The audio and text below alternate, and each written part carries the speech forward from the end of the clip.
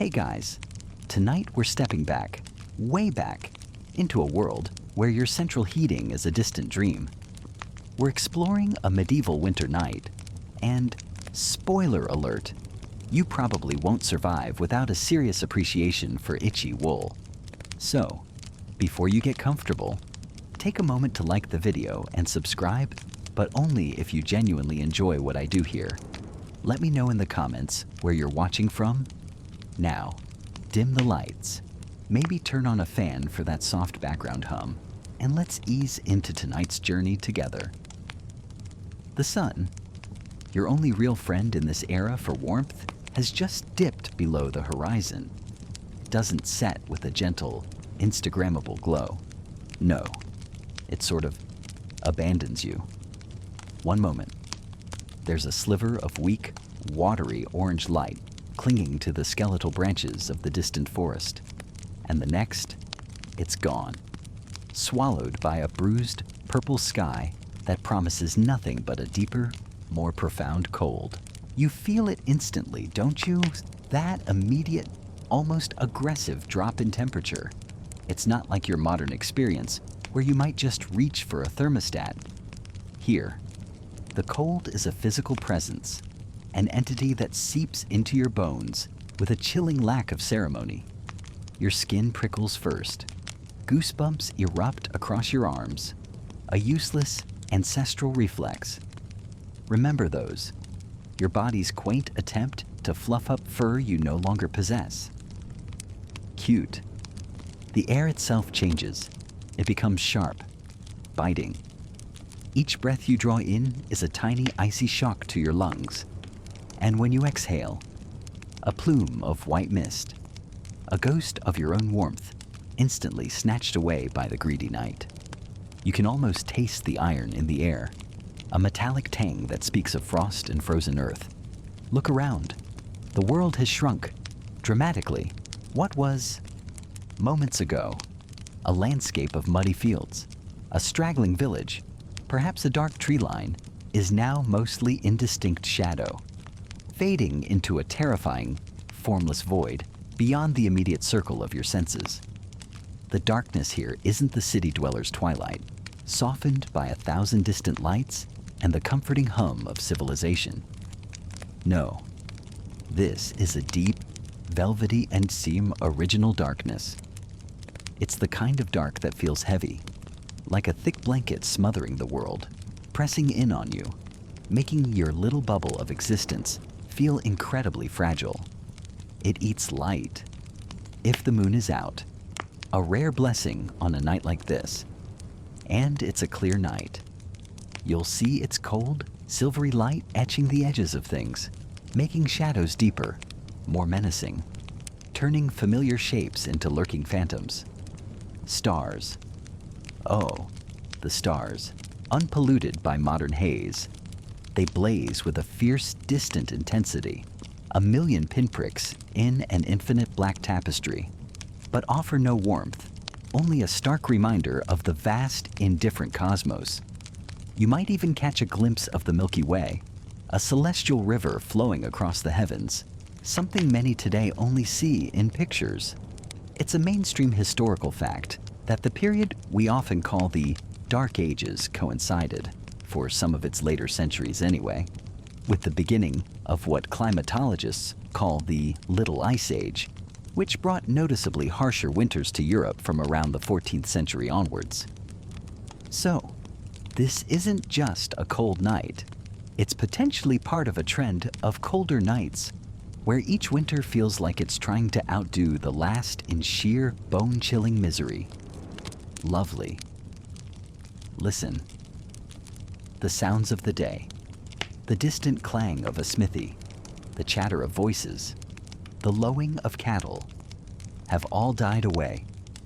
Now, the silence is profound, but it's not empty. It's filled with the subtle, insidious whispers of the cold. The wind, even a slight breeze, has a voice now. It sighs through the bare branches of trees, a mournful, keening sound. It whistles around the corners of whatever hovel you're near, searching for cracks, for ways to invade your meager shelter. You might hear the distant, lonely howl of a wolf, a sound that carries unnervingly far on the crisp, cold air, or perhaps the rustle of some unseen creature in the undergrowth, its desperation for food matching your own for warmth. Every creak of a branch, every snap of a twig under the weight of forming ice is amplified. Your body is already protesting, isn't it?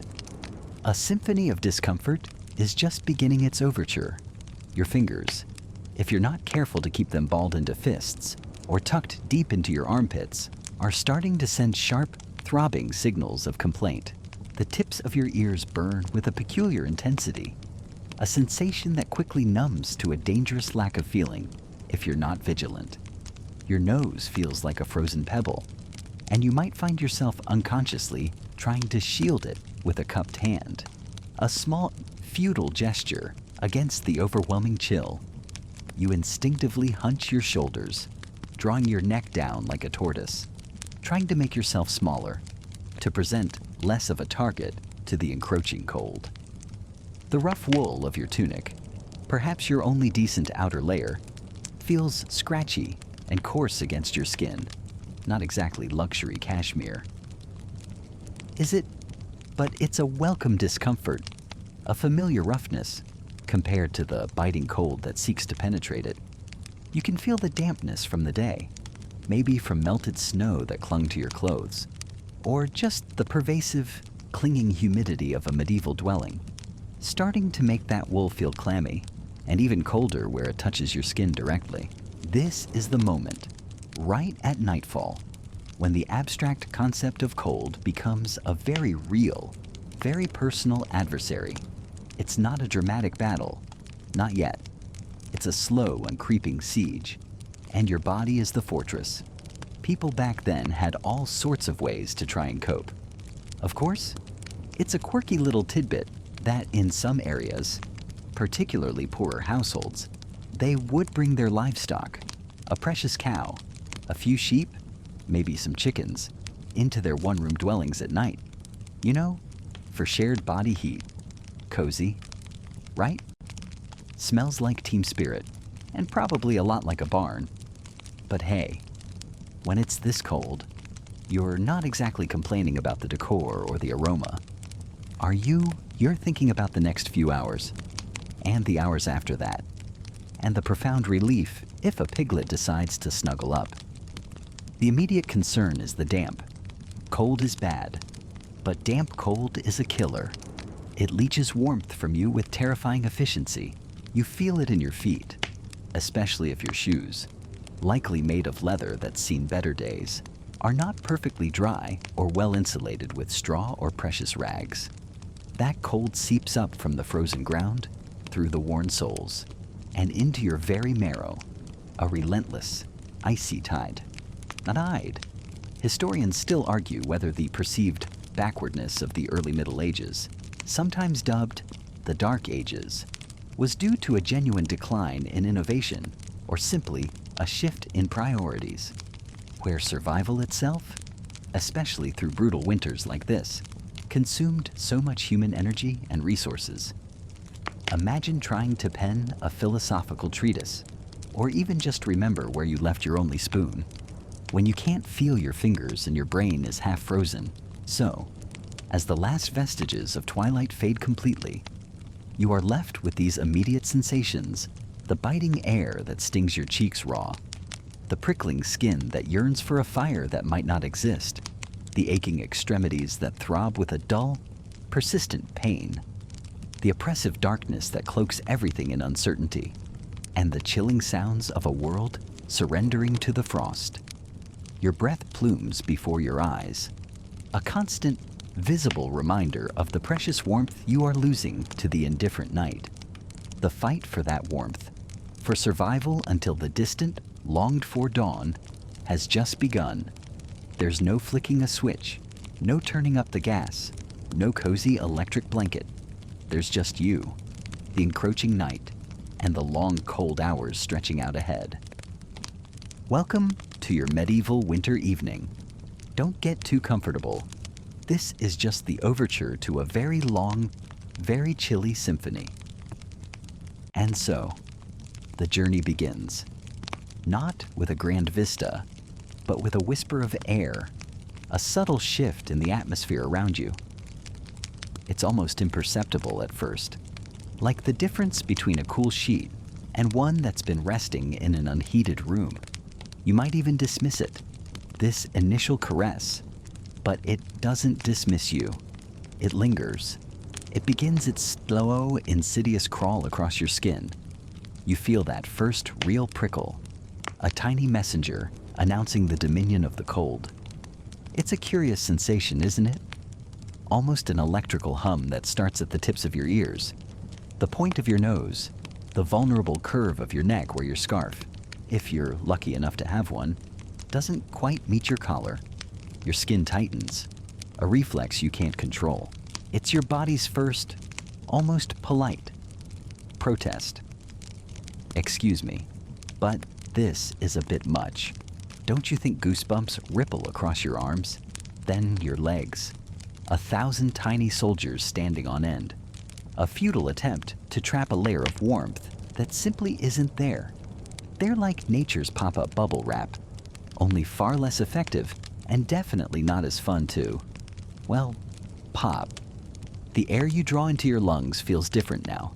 It's no longer neutral, just air. It has a presence, a weight, a sharpness. Each breath is a tiny, cold shock, a reminder that the world outside your warm, fleshy interior is actively trying to leach that warmth away. You try to breathe shallowly, instinctively, as if to offer less of yourself to this encroaching chill. But your body needs oxygen, especially as it starts to work harder just to maintain its core temperature. So, you breathe deeper, and the cold digs its claws in a little further with every inhale. Your fingers are next to sound the alarm. They ache. A dull, throbbing protest that quickly sharpens to a series of tiny, stinging needles. You try to curl them into your palms, tuck them into your armpits, searching for any residual heat. But the cold is a persistent thief. It finds its way into every fold, every crevice. You might rub your hands together, the friction of fleeting comfort, but the relief is short-lived, like trying to start a fire with damp matches in a blizzard. Your phone, if you were unwise enough to bring it out, would probably be displaying its too cold to operate message by now, its battery life plummeting faster than your spirits. Modern technology, for all its wonders, still bows to the elemental. Then comes the shivering. It starts subtly, a tremor in your jaw, a slight judder in your shoulders. You might try to suppress it, clench your teeth, tense your muscles, but the cold is relentless. The shivers grow, becoming more pronounced, racking your frame in involuntary convulsions. It's your body's desperate, high-energy attempt to generate heat, turning your muscles into tiny, inefficient furnaces. You're burning through your reserves, and all you're getting in return is a full-body tremor that makes even simple tasks feel like Herculean efforts. Remember trying to thread a needle? Imagine that, but your whole world is vibrating. This is where the bone-deep part of the chill truly makes its entrance. It's no longer a surface-level discomfort. It bypasses the skin, the muscle, and sinks straight into your marrow. Your joints begin to stiffen, feeling like old, unoiled hinges. Moving becomes a conscious effort, each step a crackling, painful protest. The cold seems to find the memory of every old injury, every sprain, every ache, and magnifies it, painting it with a fresh coat of icy pain. It's a full system takeover. Historically, people have gone to incredible lengths to combat this kind of invasive cold. Think of the Great Ice Age migrations, populations shifting across continents in search of survivable climates.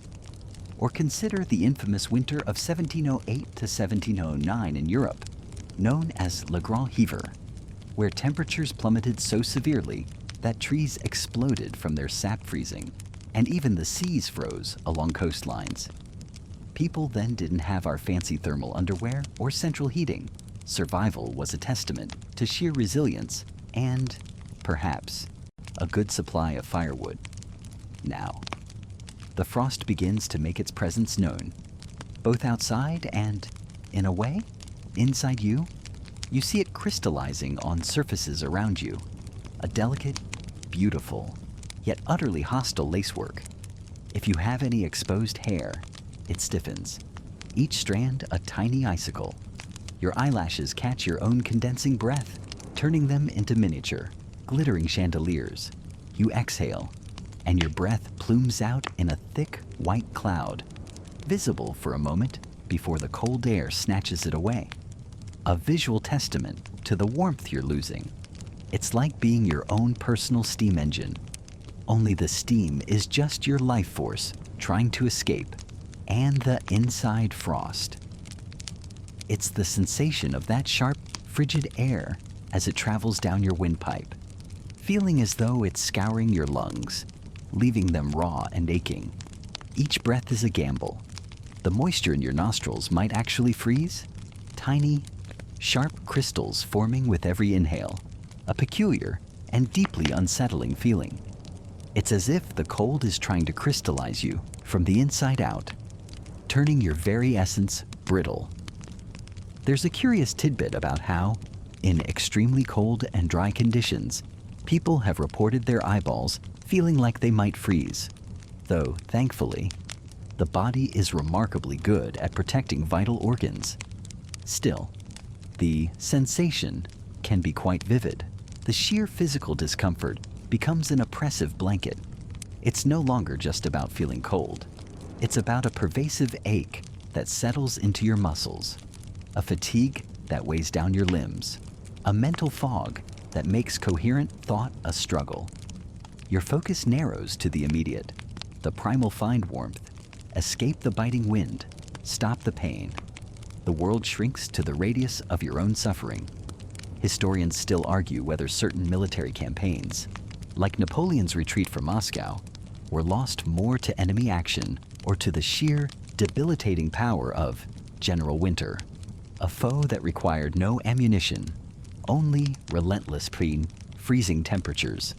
The cold grinds you down, not with a sudden blow, but with a slow, inexorable pressure.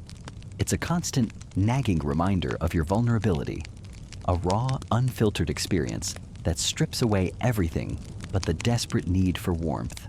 Even your teeth start to chatter, an audible rhythm to your misery, a soundtrack composed by the cold itself. It's not exactly a chart topper. Is it more of a deeply unpopular B-side? The kind that makes you want to smash the record player, if only your fingers weren't too numb to try. And the chill, it just settles in, making itself at home in the very core of you, an unwelcome guest with no intention of leaving anytime soon. So, after a day that felt like a week, perhaps toiling in those muddy fields we wandered through earlier, or maybe trying to hawk a few meager wares in that bustling, slightly smelly marketplace, you finally trudge towards what you call home. And humble is, well, putting it mildly, it's less grand designs and more grand despair. If we're being honest, you approach this structure. It's not winning any architectural awards. Let's be clear, the basic framework is wood. Rough-hewn timbers, probably oak if you're lucky, maybe something less sturdy if you're not. These timbers form the skeleton, the bones of your abode. Think of those charming Tudor-style houses you see in old towns today, the ones with the exposed dark beams and white infill. This is their very, very rustic ancestor. The really, really poor cousin who doesn't get invited to family gatherings. You know the type. Now, between these wooden posts and beams, you have the walls, and this is where the magic, or rather, the mud, happens. It's a technique called wattle and daub. A wonderfully descriptive name. Isn't it? Wattle involves weaving thin, flexible branches. Hazel or willow are popular choices. Through upright stakes, creating a sort of oversized basketwork panel. It's quite an ancient technique, actually. people were using wattle and daub for millennia, a testament to its, shall we say, rustic efficiency.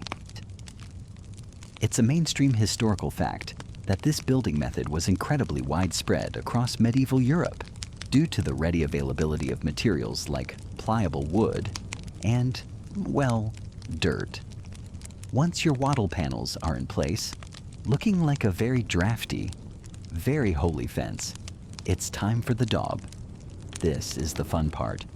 If your idea of fun involves getting covered head to toe in a rather pungent concoction, it's a medieval smoothie, if you will, made of wet soil, clay, sand, animal dung.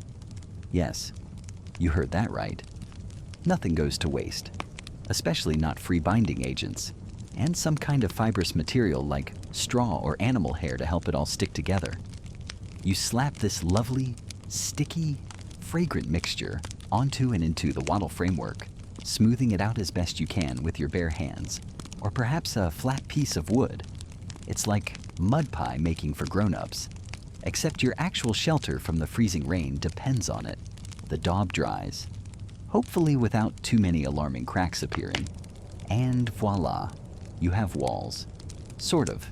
They're not exactly insulating. They breathe a bit too much for comfort, and they tend to crumble. Constant, loving maintenance with fresh handfuls of daub is your new, unpaid hobby. Historians still argue whether the exact composition of daub varied significantly based on precise local soil conditions and available animal manure, or if there were highly prized, secret family recipes for the perfect, most durable, least crumbly mix. Imagine medieval builders leaning on their shovels, swapping tips. Oh, you have to try pig dung for the north wall. Margaret, it gives it such a lovely, firm consistency against the wind, though the bishop's own special cowpat blend is said to be divine.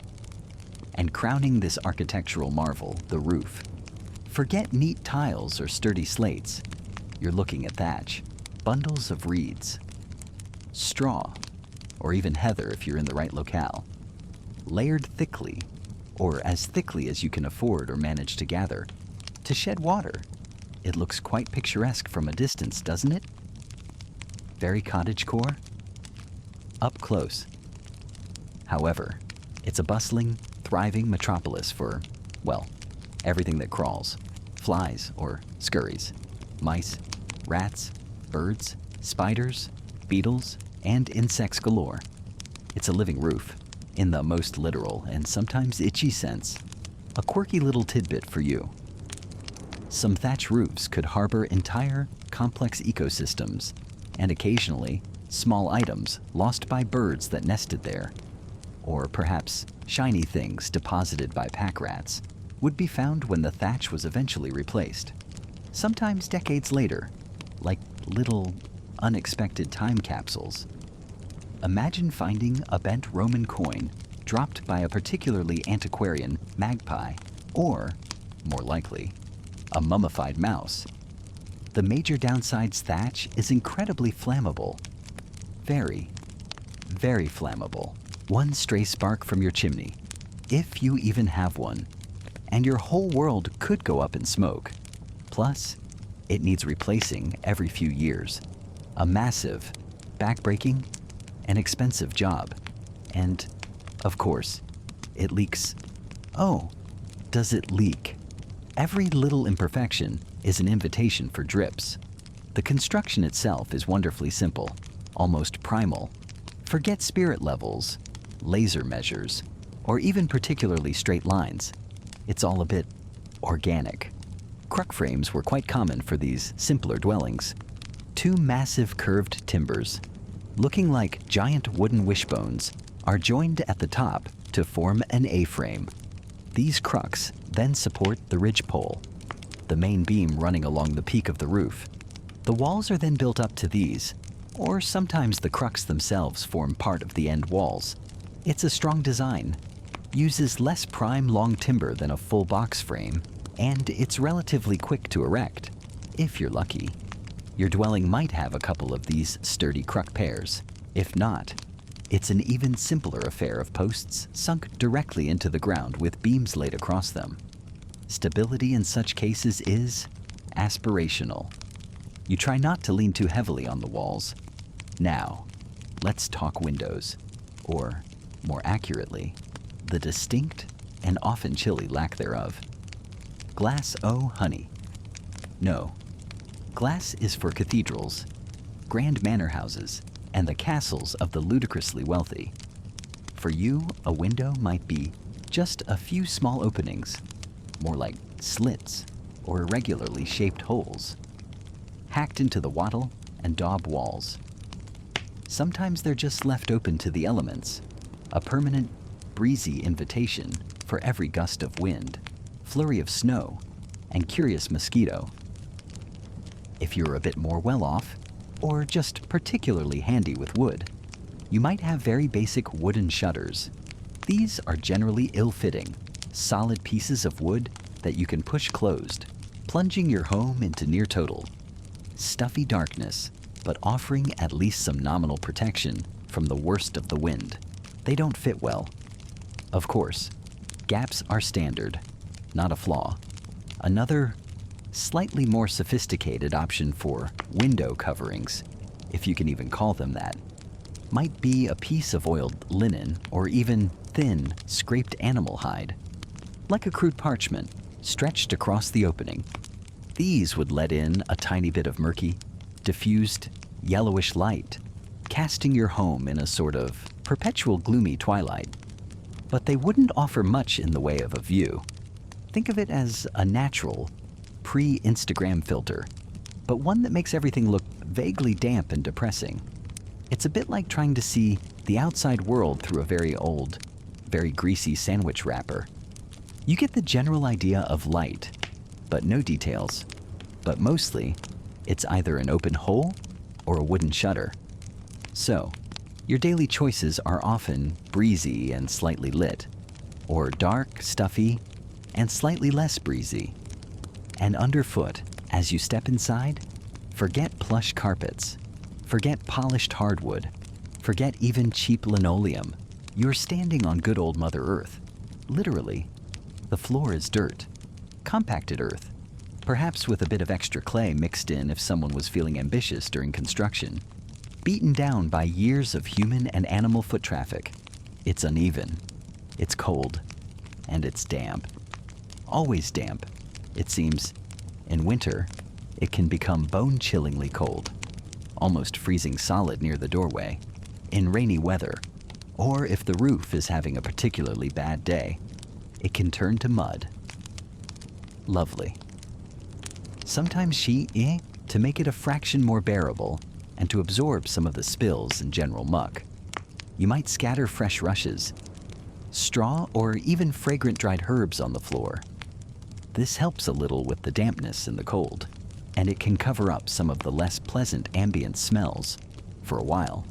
But then the rushes get trodden in, become damp and smelly themselves, and attract yet more vermin. So, periodically, you sweep them out along with whatever else has accumulated on the floor. Food scraps, lost buttons, maybe a small deceased rodent, and lay down fresh ones. It's an endless, fragrant cycle. So, this is your sanctuary, your refuge from the harsh medieval world. And it barely keeps the elements out. The wind, like that one we felt whistling through the market stalls with such enthusiasm, seems to find every single crack and crevice in your wattle and daub walls. And believe me, there are many. It whispers and moans through the gaps in the wooden shutters, making the tallow rushlights flicker and dance if you can even afford the luxury of those. Rain doesn't just tap politely on your thatched roof. It often finds multiple persistent ways through, dripping steadily into strategically placed pots and buckets, if you have them, or just onto your head while you sleep. Snow in a blizzard.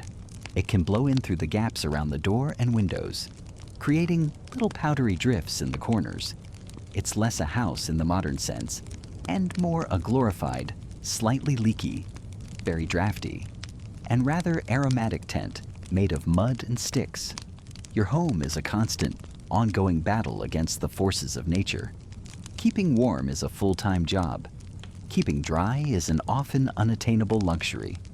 The air inside is thick, a potent brew of damp earth, wood smoke from the central hearth, which we'll certainly get to. Don't you worry your little medieval head about that. Unwashed bodies, stored food, and perhaps whatever stew or pottage is bubbling away, if you're lucky enough to have one, it's atmospheric, shall we say?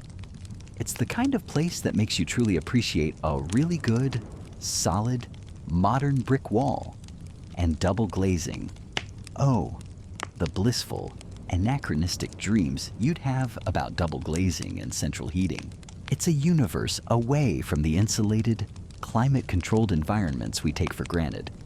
You don't just pop the thermostat up a few degrees when you feel a chill. You huddle closer to the fire. You add another layer of rough, itchy wool. You try to quickly patch that new, ominous-looking hole in the wall with a hastily mixed gob of mud and dung before the rain really sets in.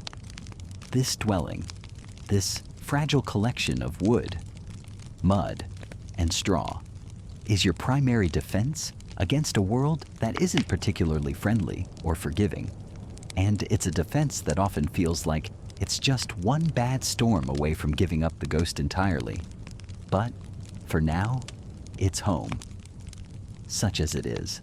You try to find the least drafty corner, pull your meager, probably damp blanket a little tighter around your shoulders, and listen to the myriad sounds of the night, filtering almost unimpeded through the thin walls. The rustle of unseen creatures sharing your thatch, the distant howl of a dog, the ever-present, mournful sigh of the wind. Sweet dreams, I suppose. And now, your eyes adjust, not to the moonlight filtering through that single, unglazed window we talked about, but to the very heart of this. Well, let's call it a cozy dwelling. You're drawn almost instinctively towards the flickering, pulsating glow that occupies the center of the room. This isn't some fancy decorative fireplace. Mind you, this is the smoking hearth, the sole provider of both warmth and light in this entire space. There's no thermostat to nudge, no dimmer switch to gracefully illuminate your surroundings. Here, it's all or nothing, and all comes with a few atmospheric conditions. You notice its construction is surprisingly simple, yet utterly crucial. It's likely just a shallow pit, dug directly into the earthen floor you're standing on, perhaps lined with a few carefully chosen stones, or a layer of hardened clay to contain the precious flames. Sometimes, in slightly more, shall we say, aspirational homes, you might find a raised platform of stone, but the principle remains the same, a designated spot for the fire, smack bang in the middle of everything. This central placement, of course, is entirely practical. It allows the heat, such as it is, to radiate outwards, theoretically reaching all corners of this single, shared room. Theoretically. But as you get closer, you become acutely aware of the hearth's most dominant companion, its ever-present, clingy best friend smoke. Oh, the smoke. It's not a gentle, romantic wisp, like you see in paintings. No, this is an active, enthusiastic participant in your daily life. You feel it first as a slight sting in your eyes, a dryness in your throat. You might find yourself blinking more. Perhaps a little cough escapes you, a cough that, for the people living here, probably just becomes part of their personal soundtrack. There's no grand chimney, no clever flue system whisking it away. Remember that hole in the roof we mentioned? Or perhaps just the gaps in the thatch. That's your state-of-the-art smoke extraction system. It's rustic and not entirely effective. The air around you is thick with it, a perpetual hazy veil that softens the edges of everything and gives the entire interior a rather unique, shall we say, patina. Every surface, near from the rough wooden beams above to the woven hangings on the wall, if there are any, is coated in a fine layer of soot. You run a finger along a nearby post, and it comes away blackened. Your clothes, your hair, even the food being prepared will all carry the distinct, acrid perfume of wood smoke. It's a scent that clings, a constant reminder of your fiery, temperamental roommate. They say you can get used to anything, and perhaps they did. But imagine your modern smoke alarm trying to cope in here. It would likely throw in the towel and file for early retirement within the hour. It's a lesser-known tidbit that this pervasive soot, while an absolute nuisance and a respiratory challenge, sometimes found a secondary use as a pigment for basic dyes or even as a rudimentary fertilizer, once painstakingly scraped from the walls. Talk about making the best of a bad, smoky situation. Hey, waste not, want not, even when it comes to lung irritants. As dusk truly settles outside, the fire's other role becomes paramount light. It's a living light, dancing and flickering, casting long, wavering shadows that writhe and play across the walls. Faces around the hearth are illuminated in warm, amber tones, while anything beyond its immediate embrace is plunged into deep shadow.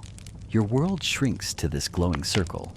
Any tasks requiring fine detail, mending clothes, sharpening a tool, must be done now. Huddled close, or wait until daylight. It's a far cry from flipping on the stadium-level brightness of your kitchen LEDs, isn't it? This light is intimate, sometimes a little eerie, and entirely dependent on the mood of the flames. And then there's the heat. Oh, that precious, precious heat, especially as the night draws in, or during the biting chill of winter. This fire is life. You can feel the distinct temperature gradient right by the flames. It's almost too hot, your skin prickling. Take a few steps back, and the cold begins to seep into your bones with surprising speed. The corners of the room, far from the hearth's reach, remain stubbornly, damply cold. This is why you see people huddling, why families would sleep close to the embers. It's a well-established historical fact that the design of many early dwellings, with their central hearths, was fundamentally shaped by the need to conserve this precious heat, often leading to smaller, more communal living spaces, ensuring everyone got at least a little share of the warmth. Your modern, centrally heated home with its even temperature throughout every room. Pure witchcraft by these standards. But perhaps the most crucial aspect of this smoking heart of the home is the need to keep it alive, especially through the long, dark hours of the night. Letting the fire die out completely is not just an inconvenience, it's a minor disaster. Imagine trying to coax a flame back to life in the pre-dawn chill, fumbling with a piece of flint and steel, or, heaven forbid, a fire drill.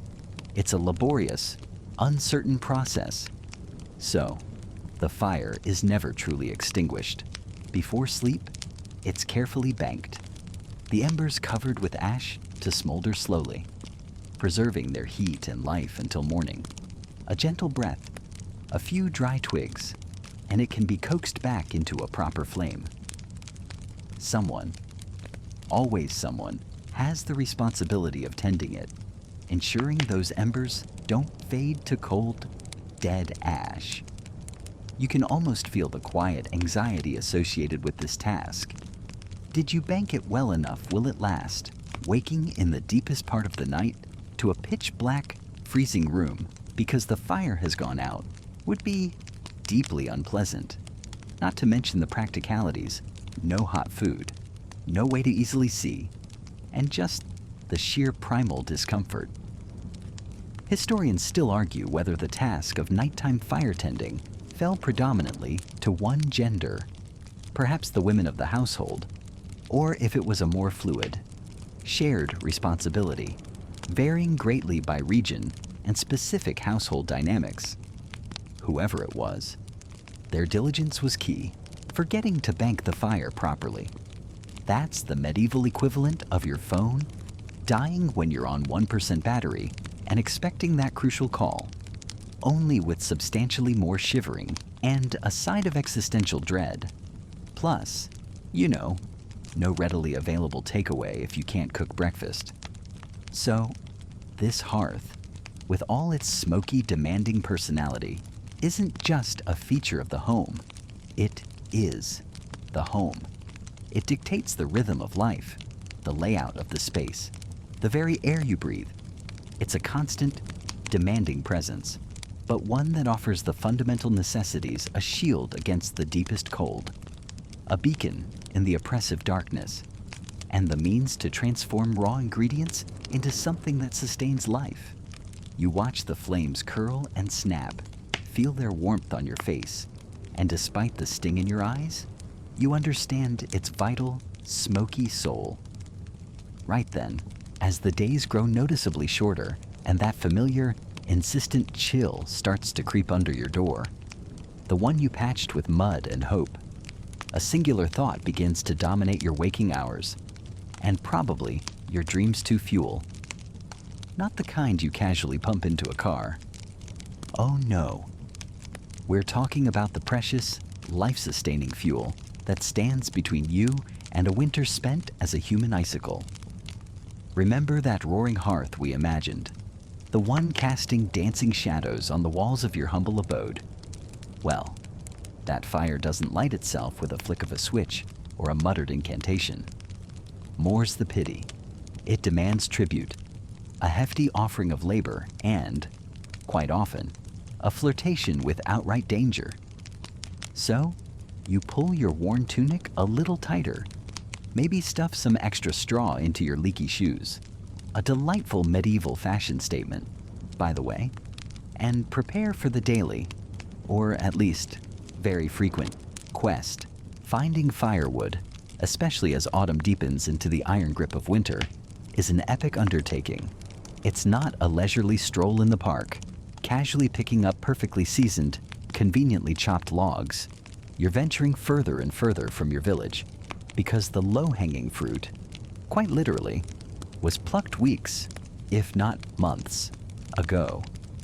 You might have an axe, if you're fortunate, its edge painstakingly sharpened, or perhaps just a small crude saw. You trudge, often for miles, your breath pluming in the crisp air, your eyes scanning the thinning woodlands. The effort is immense. You're looking for dead wood, fallen branches, anything that's already dry or on its way, cutting down living trees without permission. That's a fast track to serious trouble, ranging from a hefty fine to, well, let's just say other, less pleasant, village-sponsored re-education programs. So, you're clambering over fallen logs, pushing through thorny undergrowth, your hands raw and cold. When you find a suitable piece, the real work begins, chopping or sawing. With the cold seeping into your bones, each swing of the axe a grunt-worthy exertion. Then, you have to haul it back. Maybe you have a small cart, or a crude sledge if there's snow. More likely. It's bundled on your back, a crushing weight that makes every step a trial. You do this, day after day, a Sisyphean task against the encroaching cold. Your shoulders ache, your back screams, and your calorie count, if you were counting, would be through the non-existent roof. It's the kind of workout that modern fitness gurus would charge a fortune for, except your payment is simply not freezing. And the danger. Oh, it's always there, lurking like a poorly disguised wolf in the forest. A misplaced axe swing could mean a debilitating injury, a death sentence in a world without antibiotics or emergency rooms. A falling branch, dislodged by wind or your own efforts, could knock you senseless. The terrain itself is a hazard. Slippery mud, hidden roots, treacherous slopes, and if you're caught out after dark, well, the forest at night isn't exactly Disneyland, even without considering the two-legged predators who might also be desperate for resources. There's a very good reason why the common folk had rights, known as estover, to gather certain types of wood from common lands. It was an absolute necessity for survival. This mainstream historical fact highlights just how central fuel gathering was to daily life.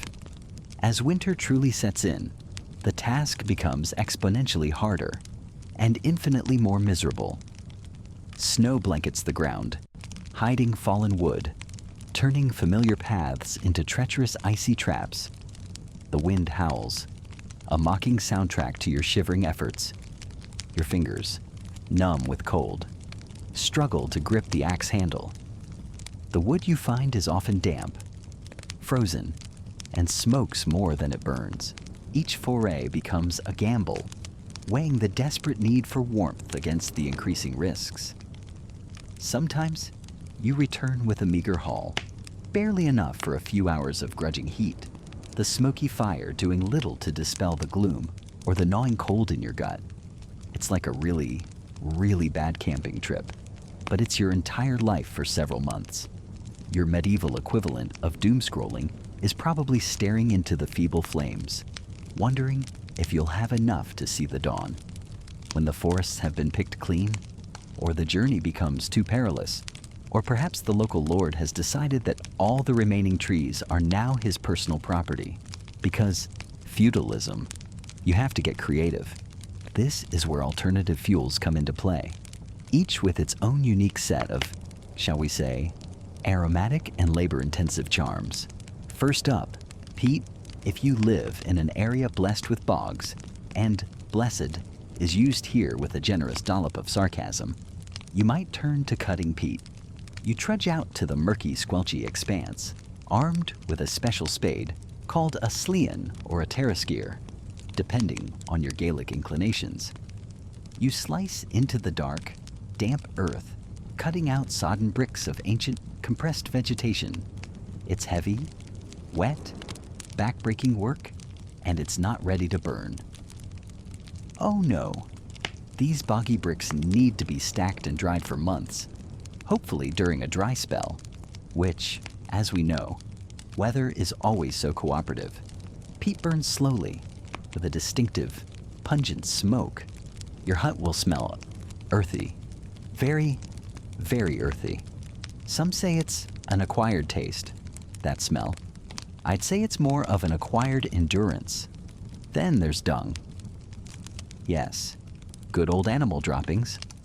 Dried animal dung has been a fuel source for millennia, and in a pinch, it's better than freezing. You become an avid collector of cow pats, sheep droppings, anything your livestock might generously provide. These are gathered, often by the children or the elderly, shaped into convenient cakes, and left to dry in the sun. Assuming the sun graces you with its presence, it burns.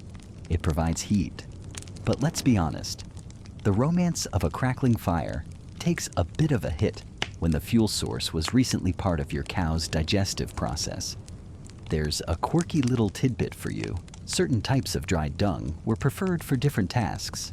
Some believed that sheep dung, for example, gave a steadier, less smoky heat, ideal for slowly simmering a pot of, well, whatever you could find to simmer. The aroma, though, let's just say your neighbors always knew what was for dinner and what was fueling it. And let's not forget heather. If you're in moorland areas, uprooting clumps of tough, woody heather is another option. It's scraggly, burns incredibly fast, and produces a lot of smoke. You'd need vast quantities of it. Think of it as the flash-in-the-pan fuel.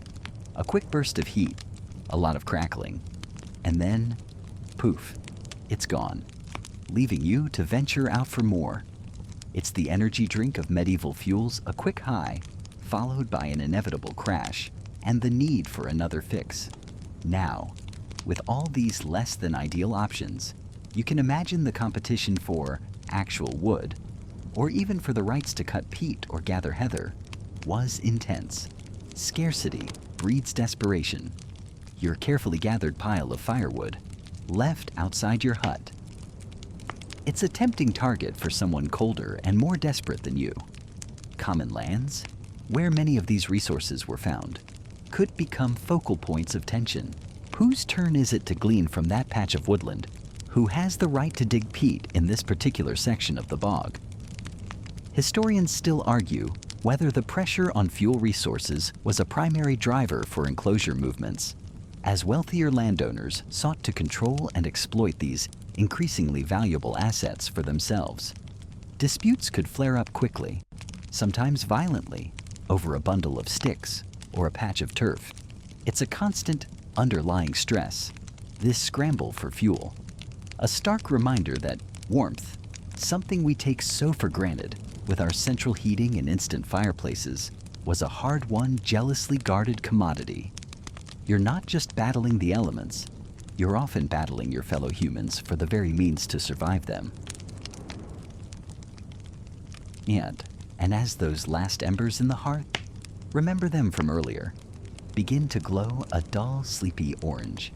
You feel the chill of the night really start to seep in through the wattle and daub, or perhaps the ill-fitting stones of the walls we talked about. It's not a gentle cool, like your modern air conditioning. No, this is a pervasive, bone-deep cold, the kind that makes your breath plume even indoors. And it's the undisputed ruler of the night. Your thoughts now, if they're anything like mine, would be, turn to one thing survival, disguised as sleep. Forget your king-sized bed, your Egyptian cotton sheets, your carefully selected duvet tog. Tonight, you're experiencing the height of nocturnal luxury, medieval peasant style, or perhaps early settler style, depending on where our little time slip has landed us. You're looking for warmth, and the most reliable, readily available source is, well, other warm bodies, human, and quite possibly, not so human. Your bed, if you're lucky enough to have one that's recognizably a bed, might be a simple wooden frame. We're talking basic, rough-hewn timbers, maybe 4 posts and some side rails, if you're a bit fancy. Across this frame, ropes are often interlaced, forming a springy, if somewhat unpredictable, base. You might even have a bed wrench, a special tool used to tighten these ropes, because saggy ropes meant you'd soon be intimately acquainted with the cold, hard floor. That's a quirky little detail, isn't it? The daily or weekly ritual of sleep tight, don't let the bedbugs bite might have, actually, in part, referred to tightening those ropes to keep your mattress from collapsing. Though, let's be honest, the bedbugs were probably a given. More commonly set, though, especially if your dwelling is a single-room affair like the one we explored earlier. You're looking at a straw pallet. Picture this a coarse sack, or maybe just a designated corner of the packed earth or rough wooden floor, piled with straw. Fresh straw, if you're fortunate, which has a certain rustic, slightly sweet, earthy smell. If it's old straw, well, it's a medley of damp mildew, indeterminate crumbs from past meals, and the lingering scent of everyone who slept there before you. It's not exactly a spa retreat, is it? You might try to fluff it up, arrange it just so, but it's a losing battle. The lumps will find you. Oh yes, they will. Now, you don't just lie down. This is an orchestrated maneuver, a nightly ballet of bodies. The concept of a private bedroom, let alone your own bed, is a luxury far off in the future for most. Families slept together in one bed or on one large communal pallet. This wasn't just about saving space. It was a critical survival strategy. It's a well-established historical fact that co-sleeping with infants and children was the norm for centuries, offering them vital warmth and protection through the dangerously cold nights. Your body heat, combined with that of your parents, your siblings, maybe even an elderly grandparent, all contributes to a shared pocket of relative warmth. You find your spot in the human pile. Someone's elbow is in your ribs. Someone's feet are dangerously close to your face. You can hear every breath, every sigh, every sniffle, every nocturnal tooth grind. Personal space. A hilarious, futuristic dream. You are layered like human lasagna. fitting yourselves together as best you can to minimize exposure to the biting cold that lurks just beyond your collective breath. You can feel the slight warmth radiating from the person next to you, a comforting, if sometimes slightly ripe, presence. It's a far cry from your solo sleeping pod, isn't it? Probably for the best, you didn't have that spicy bean stew we imagined for dinner. And it's not just the two-legged members of the household. If you have animals, a pig, a few chickens, perhaps the family dog or even a calf in particularly harsh weather, they're often in here with you. Remember how we talked about the value of livestock? Well, their body heat is also a precious commodity. So, you might find yourself snuggled up surprisingly close to Bessie the cow's flank, or have a chicken decide your head looks like a rather comfy, warm perch. It's all part of the charm. Historians still argue whether the close cohabitation with animals was primarily a desperate measure for shared warmth, or if the undeniable benefit of protecting valuable livestock from theft or predators overnight was an equally significant factor. Either way, the air becomes thick with the scent of straw, unwashed bodies, animal dander, and the faint, ever-present aroma of wood smoke and damp earth. You pull whatever coverings you have over the group. This might be a rough woolen blanket, stiff and scratchy, or perhaps animal hides, heavy and smelling faintly of the creature they once belonged to. Every little bit helps to trap the precious heat. You can feel the drafts snaking across the floor, cold fingers trying to steal your warmth. You curl up tighter, tucking your hands between your knees, pressing closer to the warm bulk beside you. It's not about comfort in the way we understand it. It's about staving off hypothermia. It's about waking up in the morning. There's a strange intimacy to it all, born not of affection, though that might be there too, but of sheer necessity. You become acutely aware of the rhythms of the other bodies around you. A child coughs, a parent soothes them with a murmur, someone snores with the resonant power of a distant foghorn. Some things, it seems, are timeless. You might even hear the soft rustle of straw as a mouse, another uninvited bedfellow, goes about its nightly business. Try not to think about it too much. Just focus on that little bubble of shared warmth, the tiny, fragile shield against the vast, indifferent cold of the world outside your walls. It's a testament to human and animal resilience. This nightly huddle, a silent agreement to share what little warmth you have to make it through to see the dawn. Sweet dreams, or, just dreams. So, after a long day of, well, whatever it is you've been up to in this rather demanding era, and with those chilly drafts we mentioned earlier whistling through the walls of your cozy abode, your thoughts might naturally turn to what you're wearing, or, more accurately, what's wearing you down. Because, let's be honest, your wardrobe options are a tad more limited than a trip to the local mall. Your primary companion, the fabric of your life, quite literally, is wool. Now, you're not picturing some soft merino, hand wash only situation here. Oh no, this is medieval wool. It's robust. Imagine wearing something with the texture of a very committed Brillo pad, softened only slightly by the natural lanolin from the sheep, which, by the way, gives it a certain distinctive berhant aroma, especially when damp, and it will be damp. You can practically feel the slightly scratchy, reassuringly heavy weight of it now. Can't you? This wool comes from sheep that, like you, are just trying to get by. Shearing them is a whole event. Then the wool needs to be cleaned, a process involving stale urine sometimes, for its ammonia content, to get the grease out. Don't think too hard about that next time you're admiring a museum tapestry. Then it's carded, spun into thread. Endless hours of twisting fibers, usually by the women of the household, and finally woven into cloth. It's a miracle it holds together, really. But it does, and it's wonderfully warm, even when it's wet. which is a definite plus when your roof is more of a suggestion than a barrier. It's also incredibly durable, which is good, because you'll be wearing this tunic for a very, very long time. Now, if you're a bit higher up the social ladder, or just exceptionally fortunate, you might have linen. Linen. Smooth. Cool. A whisper against your skin compared to wool's enthusiastic embrace. This isn't your everyday fabric. Getting your hands on linen means someone, somewhere, has gone through the laborious process of cultivating flax plants, then retting them, essentially letting them rot in water to separate the fibers, before scutching, heckling, spinning, and weaving. It's a whole production.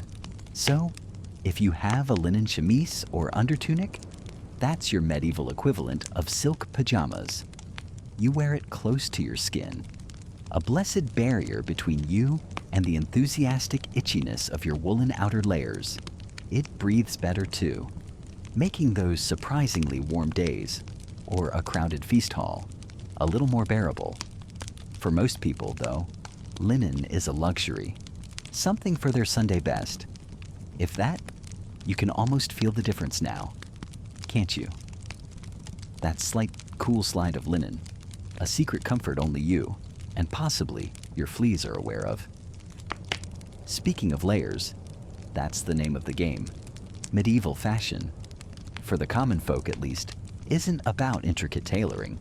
It's about practical, simple shapes that can be easily made and, more importantly, layered up. Think of yourself as a human onion, or perhaps a medieval parfait. Everyone loves parfaits. You start with your innermost layer, hopefully that linen chemise we just dreamed about, or for men, a pair of brays, loose linen trousers, sort of like baggy shorts, tied at the waist. Over this goes a tunic, or a kirtle for women. A simple, often T-shaped garment, usually made of wool. It might be short, it might be long, depending on your work and status. Then, if it's cold, or you want to look a bit more put together for market day, you add another, perhaps slightly finer or dyed, woolen tunic or an overtunic, maybe a cloak or a mantle if you're really splashing out or expecting a blizzard. Each layer traps a bit of air, and that's your insulation. It's a very straightforward system. Of course, the more layers you have, and the better the quality of those wools and linens, the more important you probably are. A fascinating mainstream historical fact is that many societies had sumptuary laws, Kiam, strict regulations dictating who could wear what. Certain colors, like expensive vibrant reds or purples, and materials like silk or fine furs, were reserved for the nobility. So, your beige on brown ensemble isn't just a fashion choice. It's practically the law, darling. And who's making all these layers? Well, largely, it's you, or rather, the women in your household. Forget popping down to the shops for a new top. Every thread is the result of hours of patient labor. Remember the spinning we mentioned? That's a near constant activity. You'll see women with a distaff and spindle, spinning wool or flax fibers into yarn while walking, while minding children, while gossiping. It's the medieval equivalent of scrolling through your phone, always in hand.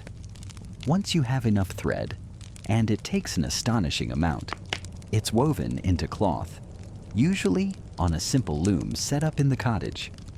The weaving itself is another skill, creating different textures and durabilities. Then comes the cutting and sewing. Garments are cut economically, with very little waste, because that cloth represents so much work. Sewing is done by hand, with sturdy stitches designed to last. If you're wealthy, you might employ a tailor, someone with specialized skills to create more fitted and fashionable garments. But for most, it's a domestic affair. Imagine the satisfaction, though, of finally finishing a new tunic after weeks, maybe months, of effort. You'd probably treat it better than your firstborn. Almost. And because these clothes are so precious, so labor-intensive, you don't just toss them when they get a hole. Oh no. Repairing clothes is just as vital as making them. You become intimately familiar with the art of the patch. A tear in your sleeve, patch it. A hole in your chausses. Those are your rather fetching woolen leg coverings. By the way, patch it. Worn thin at the elbows, slap another piece of fabric on there. Your clothes become a testament to your thriftiness, a tapestry of repairs. Sometimes, a garment might be made of so many patches, it's hard to tell what the original fabric even was. It's the ultimate in sustainable fashion, though not exactly by choice. It's said that some medieval wills even listed individual, heavily patched garments as valuable bequests, which gives you an idea of their worth. A quirky, lesser-known tidbit is that needles, while available, were precious items themselves. Losing one would be a minor domestic disaster, far more upsetting than, say, misplacing your car keys today. You'd probably have the whole family down on their hands and knees, searching through the rushes on the floor. Now, with all this talk of wool and layering, you might think you're pretty well set against the cold. And, to a degree, you are. Better than being naked, certainly. But let's not get carried away. When that deep, biting winter cold sets in, the kind that seeps into your bones, your lovingly patched, multi-layered woolen outfit offers limited resistance. These aren't modern, high-tech thermal fabrics. Wool is good, but it's not magic. And remember those drafty houses. The wind has a way of finding every little gap in your clothing, every seam, every slightly too loose weave. You huddle closer to the fire, the front of you toasting while your back still feels the chill. You might pull your cloak tighter, tuck your hands into your sleeves, and dream of spring. There's a constant, low-level discomfort in the depths of winter that no amount of sensible layering can entirely banish.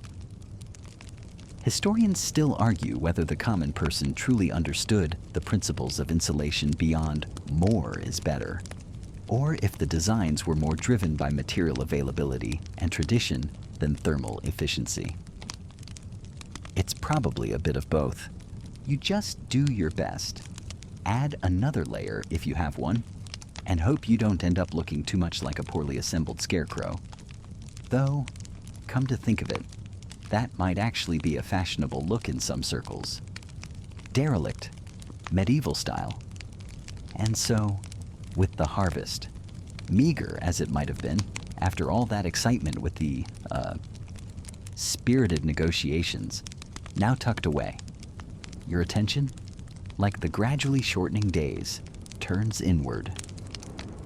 Specifically, to the food stores. You find yourself drifting towards the communal larder, or perhaps just your own little corner of a shared cellar. The air already carrying that distinct autumnal chill, a premonition of the deeper cold to come. The smell in here is complex. A base note of damp earth, maybe a hint of mildew you're trying to ignore, overlaid with the sharper tang of drying herbs, the smoky whisper of cured meats, and the faint, sweet-sour aroma of fermenting vegetables. It's the perfume of survival. Really, ideally, this space would be groaning, absolutely groaning, with provisions. You'd see sacks of grain, wheat, barley, rye, maybe some oats if you're lucky, stacked as high as you can reach. Remember how much effort went into threshing and winnowing that. And it's not even flour yet. That's another daily grind. Quite literally. The Romans, of course, understood the critical nature of grain. Their annona system was a massive state-run welfare program designed to distribute grain and other essentials to the populace, a testament to how bread, or at least the potential for it, keeps societies from crumbling. Without these heavy, precious sacks, the winter outlook is bleak. You gently pat one, feeling the hard kernels through the rough spun cloth. Solid. For now. Then there's the dried meat, strips of venison, perhaps, or boar, maybe even some tougher, stringier beef, all hanging like long, dark pendants from the rafters. They've been salted, smoked, or wind-dried until they're almost unrecognizably hard. You know, like that jerky you buy at the gas station that could double as a shoehorn. This isn't about gourmet tenderness. It's about protein that won't immediately try to escape its earthly bonds via a cloud of fuzzy green stuff. You might even have some pemmican-like concoctions, pounded dried meat mixed with rendered fat, and if you were truly blessed, some dried berries. It's calorie-dense, long-lasting, and about as exciting to eat as chewing on a leather belt. But it keeps you alive. And the vegetables. Oh, the humble, heroic vegetables. You see bins of root vegetables, potatoes, turnips, parsnips, carrots, nestled in sand or dry leaves, hoping to keep them from shriveling or sprouting too soon. There are crocks filled with pickled cabbage, what we'd now lovingly call sauerkraut. Its tangy scent, a promise of vitamin C in the dead of winter. Strings of dried mushrooms, like earthy necklaces, hang alongside braided onions and garlic, their papery skins rustling with every slight draft. Maybe some jars of preserved fruits, if the summer was kind, sealed with beeswax or animal bladder. A sweet treat jealously guarded, one rather curious, though perhaps not universally appetizing. Tidbit from history is the phenomenon of bog butter. Large quantities of butter buried in peat bogs in Ireland and Scotland, sometimes for centuries. The anaerobic conditions of the bog preserved it, though the taste, one imagines, became acquired. Still, it speaks volumes about the lengths people went to preserve precious calories. But effective long-term preservation, especially without our fancy vacuum sealers and chest freezers, is a constant, nerve-wracking battle. You peer closely at a sack of grain. Is that a tiny hole? Your heart does a little flutter kick of anxiety. Rodents, those tiny furry agents of chaos, are always a threat. Mice and rats don't just nibble. They contaminate. They nest. They basically throw a destructive party in your precious food stores. They weren't just looking for a winter timeshare. They wanted the all-inclusive package, complete with a grain bed and nightly entertainment. Then there's the invisible enemy mold and spoilage. A bit too much moisture in the air, a leaky spot in the roof you didn't quite fix, and suddenly, that beautiful wheel of hard cheese is developing a rather avant-garde collection of colorful fuzz. Is this still food? Or has it achieved sentience and is now silently judging your life choices? You sniff a crock of pickles. Does it smell pleasantly sour? Or, accurately, dangerously off? Temperature fluctuations are another villain. A warm spell followed by a hard frost can wreak havoc on your carefully stored supplies, encouraging things to sprout, rot, or just generally give up the ghost. Historians still argue whether widespread winter hardship in many pre-modern communities was primarily due to consistently poor harvests, the inherent limitations of their preservation techniques, or simply the brutal unpredictability of weather patterns. It was likely a delightful, and often fatal, combination of all three. And as you stand there taking mental inventory, the real fear begins to creep in. Cold and insidious as the winter drafts, you do the math in your head. So many mouths to feed. So many weeks, potentially months, until the first green shoots of spring. You mentally divide the remaining stores, and then divide them again, a knot tightening in your stomach. The fear of the stores running out is a constant, low hum beneath the surface of daily life. It's a primal fear, the kind that gnaws at you in the quiet hours of the night, making every rumble of your stomach sound like a countdown. You know that rationing is inevitable. Portions will get smaller. The watery soup will get even more watery. Every scrap will be treasured. Remember sharing that last piece of something delicious with a friend. That feeling of generosity, Now, try to imagine that feeling when it's your last, slightly wizened turnip, and your friend is looking just as hungry as you are. Suddenly, the concept of sharing is caring starts to feel a little more conditional, shall we say. The shrinking food stores aren't just a logistical problem. They're a psychological weight, a shadow that lengthens with each passing day, a constant reminder of the thin line between making it through the winter and not. You pull your cloak a little tighter, even though it's not truly cold in the cellar. Or maybe it is. The dim light of your dwelling. Remember how we talked about those smoky interiors doesn't do much to liven up the scene, especially when it comes to what's on your plate, or more accurately, in your bowl. Because, let's be honest, winter fare is very much a bowl food kind of season. You drift towards the hearth, the chill of the morning still clinging to your bones, and the aroma that greets you is familiar. Oh, so very familiar. It's the smell of another day, another meal that looks suspiciously like yesterday's, and the day before that, and probably tomorrow's too. We're talking, of course, about porridge.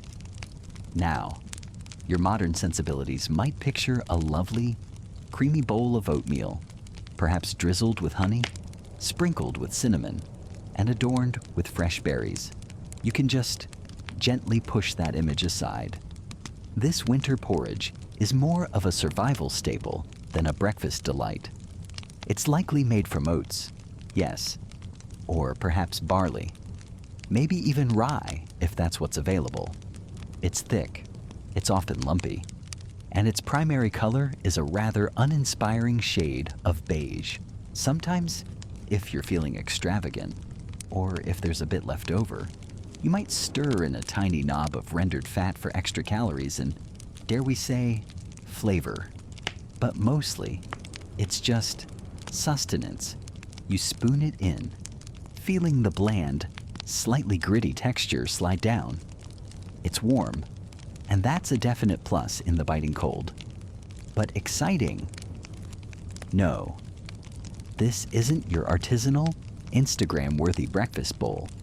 This is the fuel that gets you through another day of, well, mostly trying to stay warm and not think too much about how many more months of this lie ahead. The monotony is a character in itself, a dull thudding rhythm to your days. As the day wears on, the culinary highlight, if you can call it that, is often a stew. Again, that pot simmering over the fire. The one we've seen bubbling away in the background of our minds for a while now, is your go-to. This isn't a vibrant, chunky stew packed with fresh vegetables and tender meat. Oh no, this is a testament to the art of preservation, born out of necessity. Remember all that frantic salting, drying, and pickling. We imagined back in the autumn months when the sun was still a friend. Well, this is where those efforts hopefully pay off. The base of your stew might be dried peas or beans, rehydrated slowly, creating a thick, often grayish liquid. If you're fortunate, there's some salted meat in there, perhaps a bit of pork that's been cured, or fish that's been dried until it's as hard as a board. You'd have soaked it for ages, trying to draw out some of the intense saltiness, but a certain tang, shall we say, often remains. The vegetables are the ghosts of summer's bounty. Preserved roots, turnips, parsnips, maybe the occasional shriveled carrot that's been carefully hoarded in the root cellar we peeked into. They're cooked until they're soft, sometimes mushy, their vibrant colors faded, their sweetness perhaps a little diminished, or even a bit woody by this point in the year. The overall flavor profile, earthy, salty, and profoundly savory in a very medieval sort of way. It's the kind of meal that sticks to your ribs, which is precisely its job. It's not winning any Michelin stars. but it's keeping you from becoming a particularly frosty human icicle. One of the more interesting, or perhaps desperate, culinary traditions was the perpetual stew or pottage. This is a fun, quirky tidbit. The pot was often never fully emptied, but continually topped up with whatever scraps or ingredients became available. Imagine a sourdough starter, but for soup. It just keeps on going, evolving, day after day. One can only imagine the complex, ancient flavors brewing in some of those pots. And let's not forget the bread, if you have it. Likely a dark, dense rye or barley bread, quite different from the fluffy white loaves many of us are used to. It's chewy, substantial, and perfect for mopping up the last dregs of that stew. But fresh bread daily, that's a luxury. More often, it's a bit stale, a bit hard, but it fills a gap. All this talk of food, or perhaps the lack of its variety, brings us to a critical point: nutrients, or more accurately, the potential deficiency thereof. Your modern brain, bombarded with information about vitamins and minerals, superfoods, and balanced diets, would probably be having a minor meltdown. Fresh fruits, a distant memory. Green leafy vegetables, about as common as a dragon sighting in winter. This monotonous diet, heavy on preserved items and grains, could easily lead to deficiencies. Scurvy, with its unpleasant symptoms, was a real threat, especially towards the end of winter, when stores of even preserved vitamin C sources might be dwindling. You might feel a certain lethargy, a dull ache in your joints, not entirely from the cold, but from what you're not eating. It's a stark contrast to our current world, where you can get an out-of-season mango in January, albeit at a price. Back then, the price of not having those nutrients was far, far higher. Now, what are you washing all this down with water, you might think? And yes, water is available from the well or a nearby stream, assuming it hasn't frozen solid. But water could be a risky business. Remember, its cleanliness wasn't always guaranteed. So, the beverage of choice for hydration and, crucially, for calories is often ale or a weak beer, sometimes called small beer. And yes, everyone drinks it. Men, women, and even children. Before you clutch your pearls, this isn't the potent craft IPA you might be thinking of. Small beer was very low in alcohol, often just enough to make it safer to drink than some water sources, as the brewing process killed off many harmful bacteria. This is a mainstream historical fact. The brewing process, specifically boiling the wort, sterilized the liquid, making beer and ale a safer alternative to potentially contaminated water throughout much of history. This weak beer also provided much-needed calories, a valuable commodity when food could be scarce and the cold demanded extra energy from your body. It was liquid bread, in a way. It's a bit like how some people today might rely on sugary sodas for a quick energy hit, except this was often a more sensible and safer choice for daily hydration in many contexts. Historians still argue whether the general populace genuinely preferred the taste of weak ale to water, or if it was purely a pragmatic choice driven by safety and caloric need. Perhaps it was a bit of both. After a mouthful of dry bread and salty stew, a swig of even thin, slightly sour ale might have been a welcome change of pace. A little bit of liquid comfort in a world that wasn't overly generous with such things. So, there you are, subsisting. It's not a gourmet experience. It's not diverse. It's a slow, steady burn of preserved calories. A battle against the gnawing hunger and the pervasive cold. Each meal is a small victory, a mark of resilience. You're not exactly thriving in a culinary sense. You're enduring. And as you scrape the last of the porridge from your bowl, or sop up the final bit of stew with a crust of bread, you know, with a certainty that settles deep in your bones, that tomorrow will bring, well, probably more of the same. But hey, at least it's not snow soup. Yet, one has to maintain a sense of humor, even if it's as dry as that piece of salted fish before it hit the soaking tub. Right then, as the last embers of that shared story, or perhaps that meticulously carved little wooden bird, finally settle into the quiet of the long winter night, you notice something else settling in too. It starts as a tickle in your throat, a familiar, unwelcome guest, that cozy, huddled together warmth we've been imagining, with everyone breathing the same recycled air. Well, it has its downsides, doesn't it? Suddenly, those close living quarters, once a comfort against the biting wind, you can still hear faintly whistling outside, feel less like a sanctuary, and more like well, a very effective Petri dish. You feel a chill that has nothing to do with the draft from under the door. The one that, remember, you tried to stuff with rags earlier. This is an internal chill, the overture to winter's less charming symphony. The coughs, the sneezes, the general misery.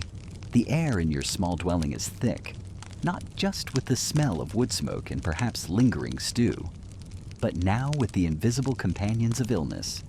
Cold, damp conditions are, of course, par for the course. Your walls, as we've established, aren't exactly paragons of insulation, and that dampness seems to seep right into your bones, making every joint ache with a premonition of what's to come. You pull your rough-spun blanket a little tighter, but it's a futile gesture against this particular invasion. It's not just the common cold, though that's certainly making its rounds with monotonous regularity. You hear a raspy cough from the next pallet, your sibling, perhaps, or a neighbor if your living situation is particularly communal. It's a dry hacking sound that echoes the parched feeling in your own throat.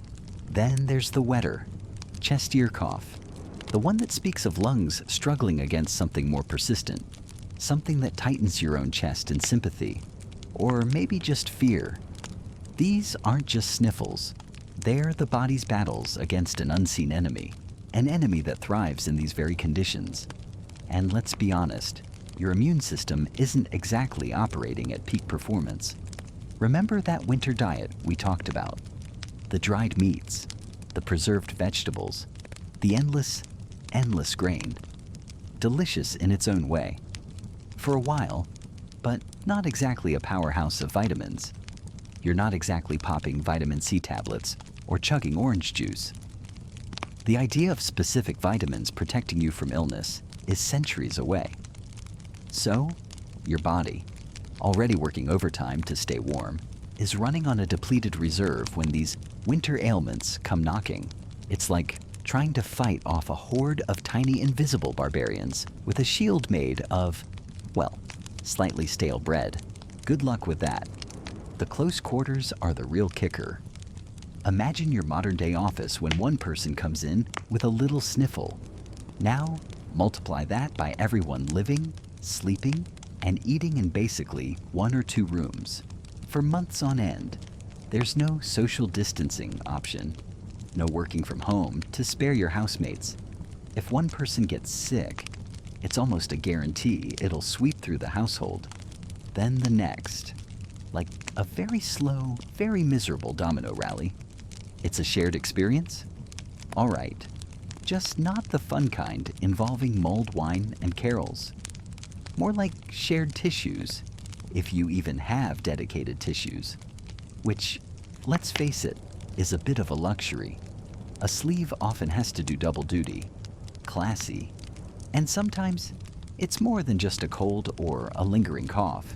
Sometimes it's the onset of something more serious, a fever that rages, a breathing that becomes shallow and painful, a weakness that pins you to your straw mattress.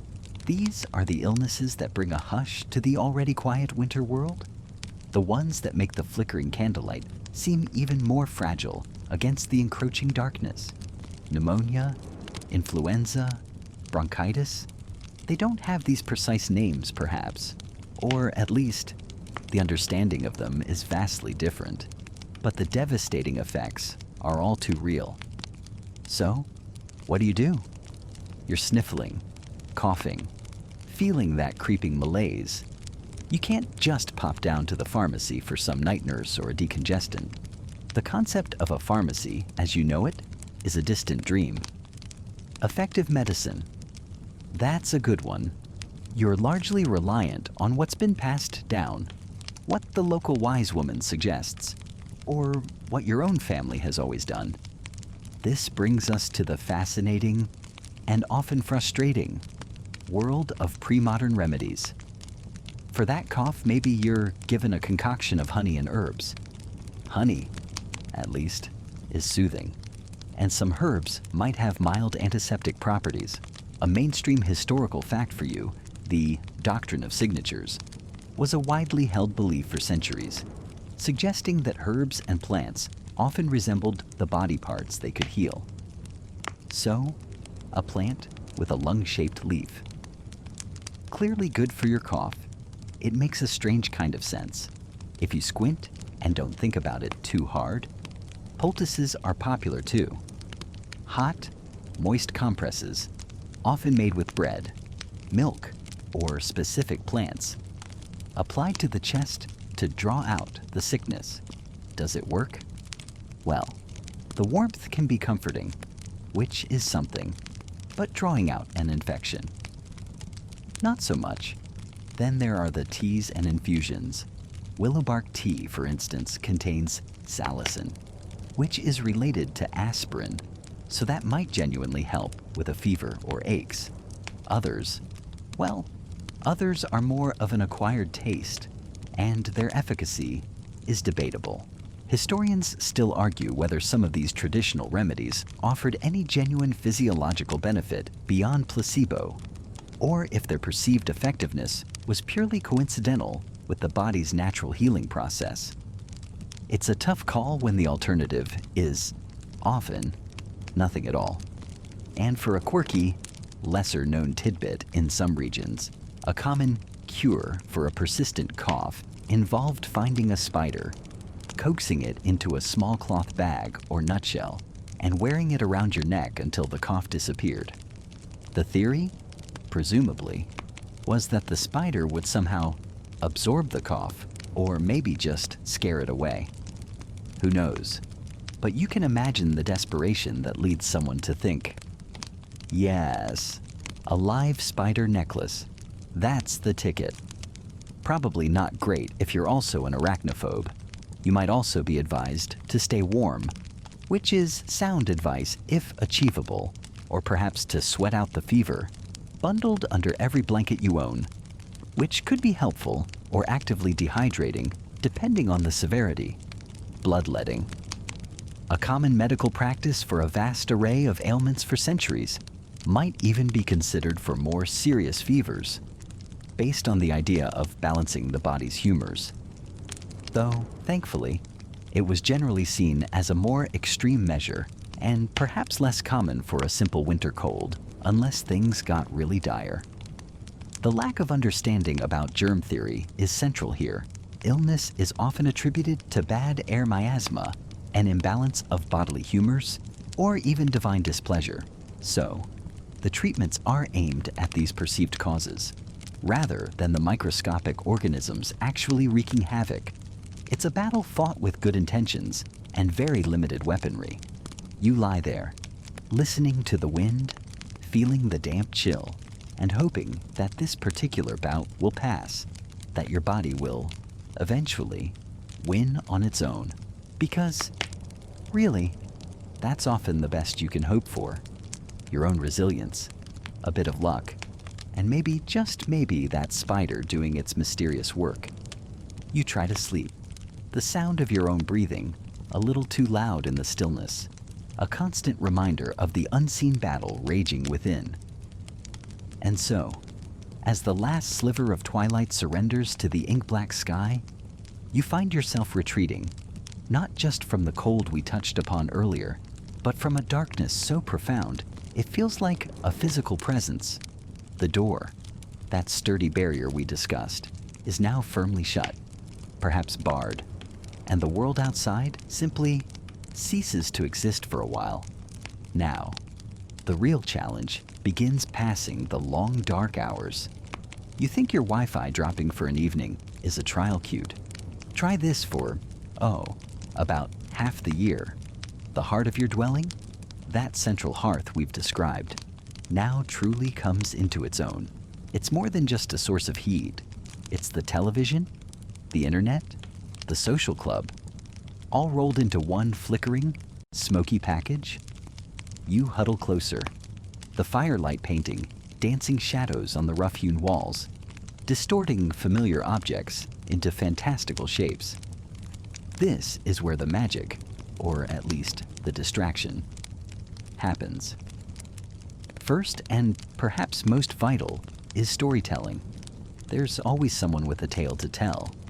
Maybe it's an elder, their voice raspy with age and wisdom, recounting the deeds of ancestors, great battles fought, or cunning spirits outwitted. You lean in, eyes wide, the firelight reflecting in them. These aren't just stories, they're living history, oral traditions passed down through generations, a kind of human library before print made things so easily verifiable. The details might shift with each telling, a hero becoming a little braver, a monster a tad more monstrous, but the core remains. Sometimes it's a traveler. If your little community is fortunate enough to host one, bringing news and narratives from the outside world, which might be all of 10 miles away, but feels like another planet. You hear tales of mythical beasts said to roam the forests you skirted by daylight, or moral fables designed to gently, or not so gently, nudge the younger listeners towards good behavior. It's amazing how a story about a greedy goblin losing all his treasure can make a child think twice about snatching an extra piece of dried fruit. Then there's the singing. Not exactly stadium anthems. Mind you, these are songs of the land, songs of labor, perhaps haunting ballads of lost love or brave deeds. Someone might start a tune, a simple melody, and soon other voices join in, harmonizing by instinct. The sound fills the small and smoky space, a collective breath against the silence of the night.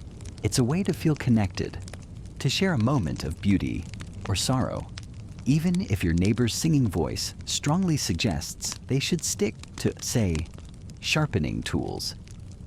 It's a well-known historical fact that folk songs were a primary way of preserving cultural narratives and local history long before widespread literacy.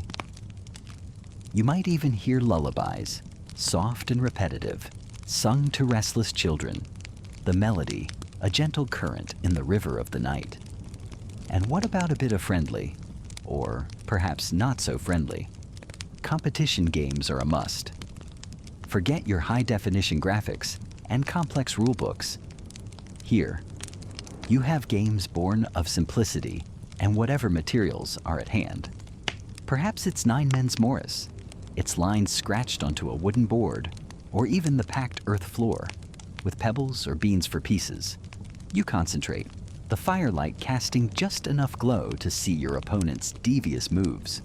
Dice games are popular too, often carved from bone or wood. You shake them in your calloused palm, the clatter a small sharp sound in the otherwise hushed room. Hoping for a lucky throw that might win you? Well, bragging rights, mostly, or perhaps a small trinket. Historians still argue whether these games were purely for amusement or also served a more subtle purpose, like teaching strategy or even managing minor social tensions through controlled competition. You can just imagine the medieval equivalent of someone flipping the board after a particularly bad loss. That's it. Thorgar, I'm taking my pebbles and going home. Except home is right there, awkward. But it's not all just fun and games, if you can call intensely competitive pebble pushing fun. These long evenings are also a prime time for practical tasks. Remember all that gear we talked about, the tools, the clothing, the bits and pieces that make life function. It all needs maintaining. So, you might see someone meticulously mending a torn tunic by the unsteady light, their needle glinting. Or perhaps another is carefully sharpening a blade on a whetstone, the rhythmic shink-shink, a familiar sound. Leather straps are restitched. Wooden handles are smoothed or replaced. Fishing nets, like those we envisioned by the river, are painstakingly repaired, knot by careful knot. Every item is precious, hard-won, and made to last.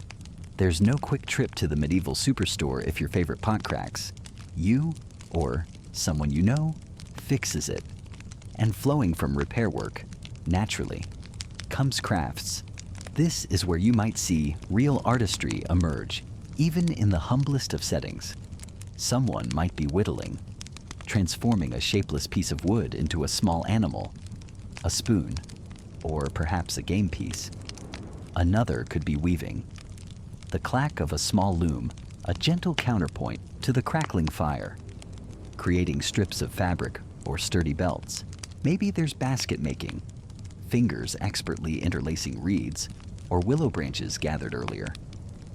A quirky, lesser-known tidbit is that in some regions, specific patterns woven into clothing or carved into tools were believed to offer protection or bring good luck.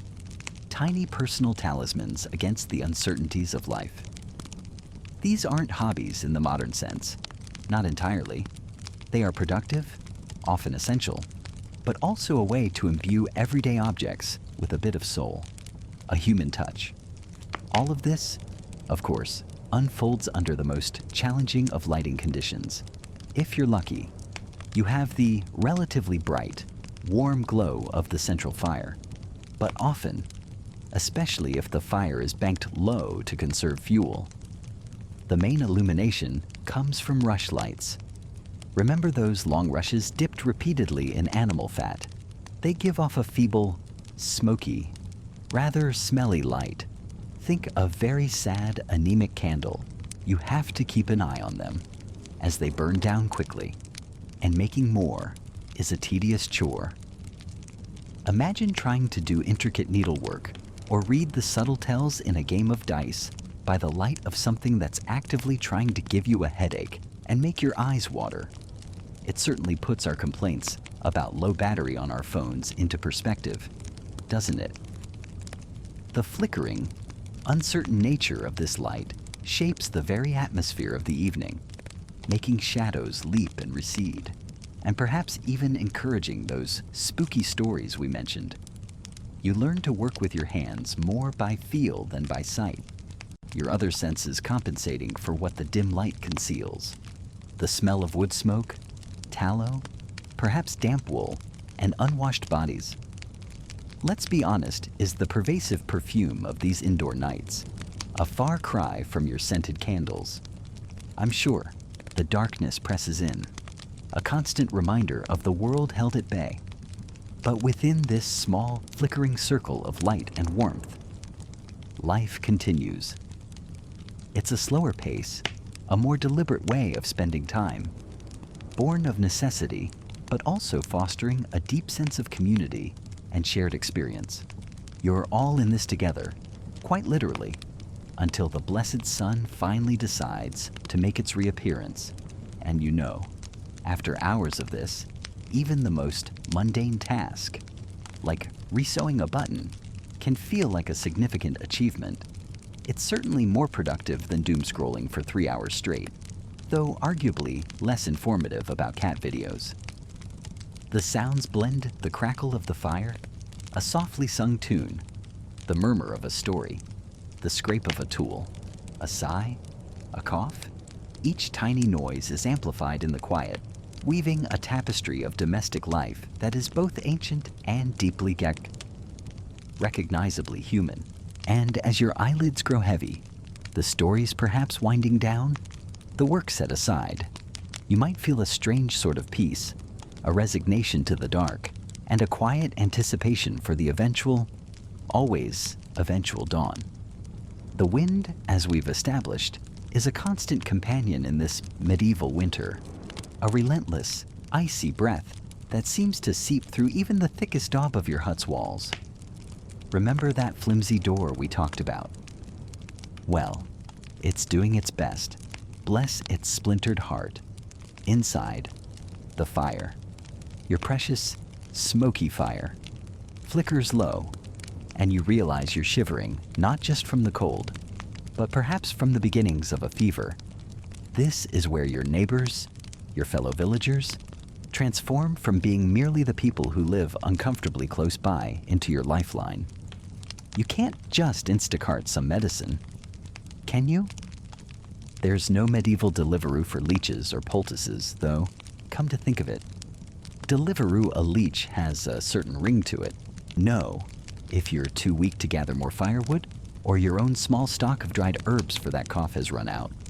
You rely on the kindness, or perhaps the ingrained mutual obligation, of those around you. You might hear a shuffling outside your door, a hesitant knock, and it's Goody Margaret, her face ruddy from the cold, offering a small bundle of kindling or a warm, albeit slightly lumpy, pottage. She knows if she doesn't help you, who will help her when her own time of need comes? It's a fragile ecosystem of shared vulnerability. If a wolf, emboldened by hunger, has been seen lurking too close to the village edge, it's not just your problem, it's everyone's. The men will gather, armed with whatever they have. Pitchforks, axes, maybe a rusty spearhead found in a field. Not just to protect their own livestock, but the collective. One less sheep in the village is one less resource for everyone. One step closer to real hunger. This mutual support network isn't always a warm, fuzzy, kumbaya around the fire pit situation. It's born of stark necessity. Think of it as a pre-modern insurance policy where the premiums are paid in favors and shared labor. Did your roof spring a leak during that last sleet storm, Thomas? The carpenter will. The guy who's best with wood. Anyway, might grumble about it, but he'll likely come and patch it, knowing full well that next month he might need you to help him mend his fence or share a bit of your surprisingly successful rabbit snares bounty. It's a constant, unspoken tally of debts and credits. Children are, in a way, communal responsibilities too. If you're bedridden, another woman in the village will likely take your little ones into her already crowded hut, adding them to her own brood for a few days. It's not ideal. More mouths to feed, more noise. But it's done. One mainstream historical fact often overlooked is that the parish itself often had a formal role in looking after the very poorest. The widows and orphans, funded by tithes and local charity. This wasn't always generous, and the definition of deserving poor could be quite narrow, but it was an early form of social safety net. The sounds of the village, even muffled by snow, are a comfort. The distant clang of the blacksmith's hammer, though less frequent in deep winter. The lowing of cattle in a nearby byre. Even the squabbling of children. These are signs of life, of community. But what if your little wattle and daub sanctuary isn't nestled cozily amongst others? What if you're one of those hardy or perhaps just unlucky souls whose dwelling is a lonely speck in a vast white wilderness? Perhaps you're a shepherd with a remote winter hut, or your family cleared a new patch of land a bit too far from the village nucleus. Then, the silence of winter isn't peaceful. It's a crushing weight. The reliance on neighbors becomes a desperate, almost mythical hope. If you fall ill out there, who will know who will bring you water or stoke your fire? Your only companions are the wind and the gnawing fear. The isolation can be profound. Imagine weeks, maybe months, without seeing another human face. Your only conversations with the sheep, who, let's be honest, aren't great conversationalists. Historians still argue whether the psychological toll of such isolation in remote medieval farmsteads was a significant factor in their success or failure, or if people were simply tougher back then. Personally, I suspect a bit of both. with a healthy dose of quiet desperation. Your social media feed is the snowdrift piling against your door. Your likes are the absence of wolf howls, and even in the relative bustle of the village, with its shared anxieties and occasional shared joys, you're not entirely your own master, not even when the world is frozen solid. Remember those manorial obligations we've touched upon. They don't just magically disappear with the first snowfall. Like a forgotten New Year's resolution, the Lord of the Manor still has needs, and you, my friend, are still on the hook to help meet them. While large-scale plowing is obviously off the table, there's still work to be done. Perhaps there's a quota of firewood to be cut and delivered to the manor house. His hearth needs to be considerably warmer and larger than yours. Naturally, maybe the winter storms have damaged the manor's fences, or part of a mill, and a corvée.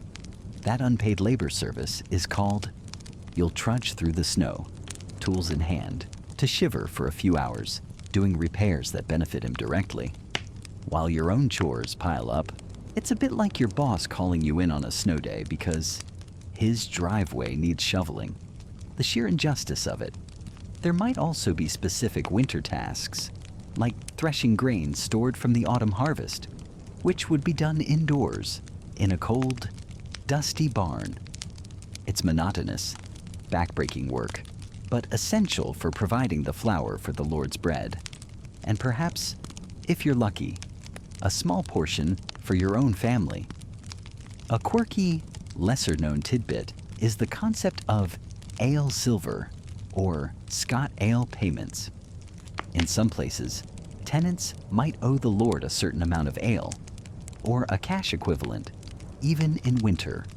Or conversely, the Lord might be obligated to provide a festive ale for his tenants at certain times, a sort of forced merriment that also reinforced his authority.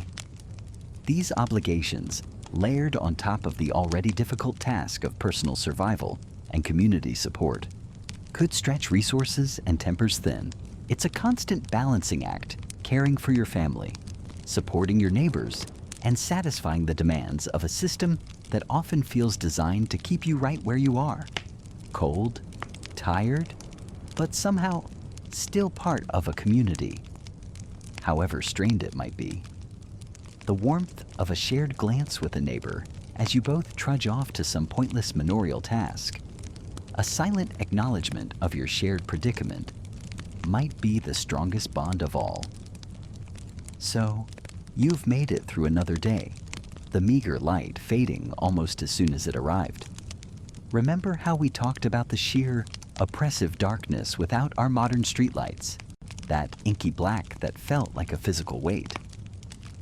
Well, that darkness does more than just make it hard to see where you're putting your feet. It seeps into the mind, a fertile ground for a different kind of chill, a psychological landscape that's just as treacherous as any snowdrift. You huddle closer to the fire, the one you've painstakingly kept alive, and its flickering light throws dancing, elongated shadows on the rough-hewn walls of your small dwelling. Every creak of the timbers, every rustle in the thatch above, sounds magnified in the profound quiet of a medieval winter night. Is it just the wind, stronger now, more insistent, or is it something else? This is the time when the boundaries between worlds feel thin, almost porous. Beliefs in winter spirits and unseen dangers aren't just quaint stories told for amusement. They are an active part of your reality. You might hear tales from the older folk, hushed warnings about the wild hunt, thundering across the stormy skies, led by a spectral figure, sweeping up the souls of the unwary. Or perhaps there are local entities, spirits of the frozen forest or the icy river, easily offended, demanding respect or small offerings. Think of them as the original uninvited house guests. But instead of finishing your snacks, they might, curdle your milk or give you suspiciously bad luck with that batch of ale you were trying to brew. These aren't necessarily malevolent demons in the grand theological sense, but rather capricious, often mischievous beings who personify the very real, very present dangers of winter. A sudden illness, a lost sheep, a tool that breaks at a crucial moment. It's often easier to attribute these misfortunes to a disgruntled gnome or a passing shadow spirit than to the cold. Hard randomness of life, especially when life itself feels so fragile. In the face of these anxieties, both the seen and unseen, the church stands as a formidable bastion, a source of comfort and perceived protection.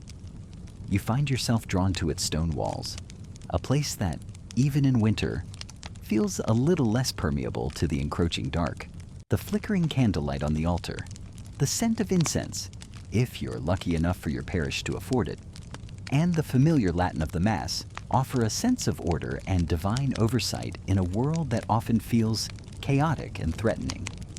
Prayer becomes a vital tool, not just a pious habit. You pray for protection from the cold, from hunger, yes, but also from these spectral fears, from the terror by night.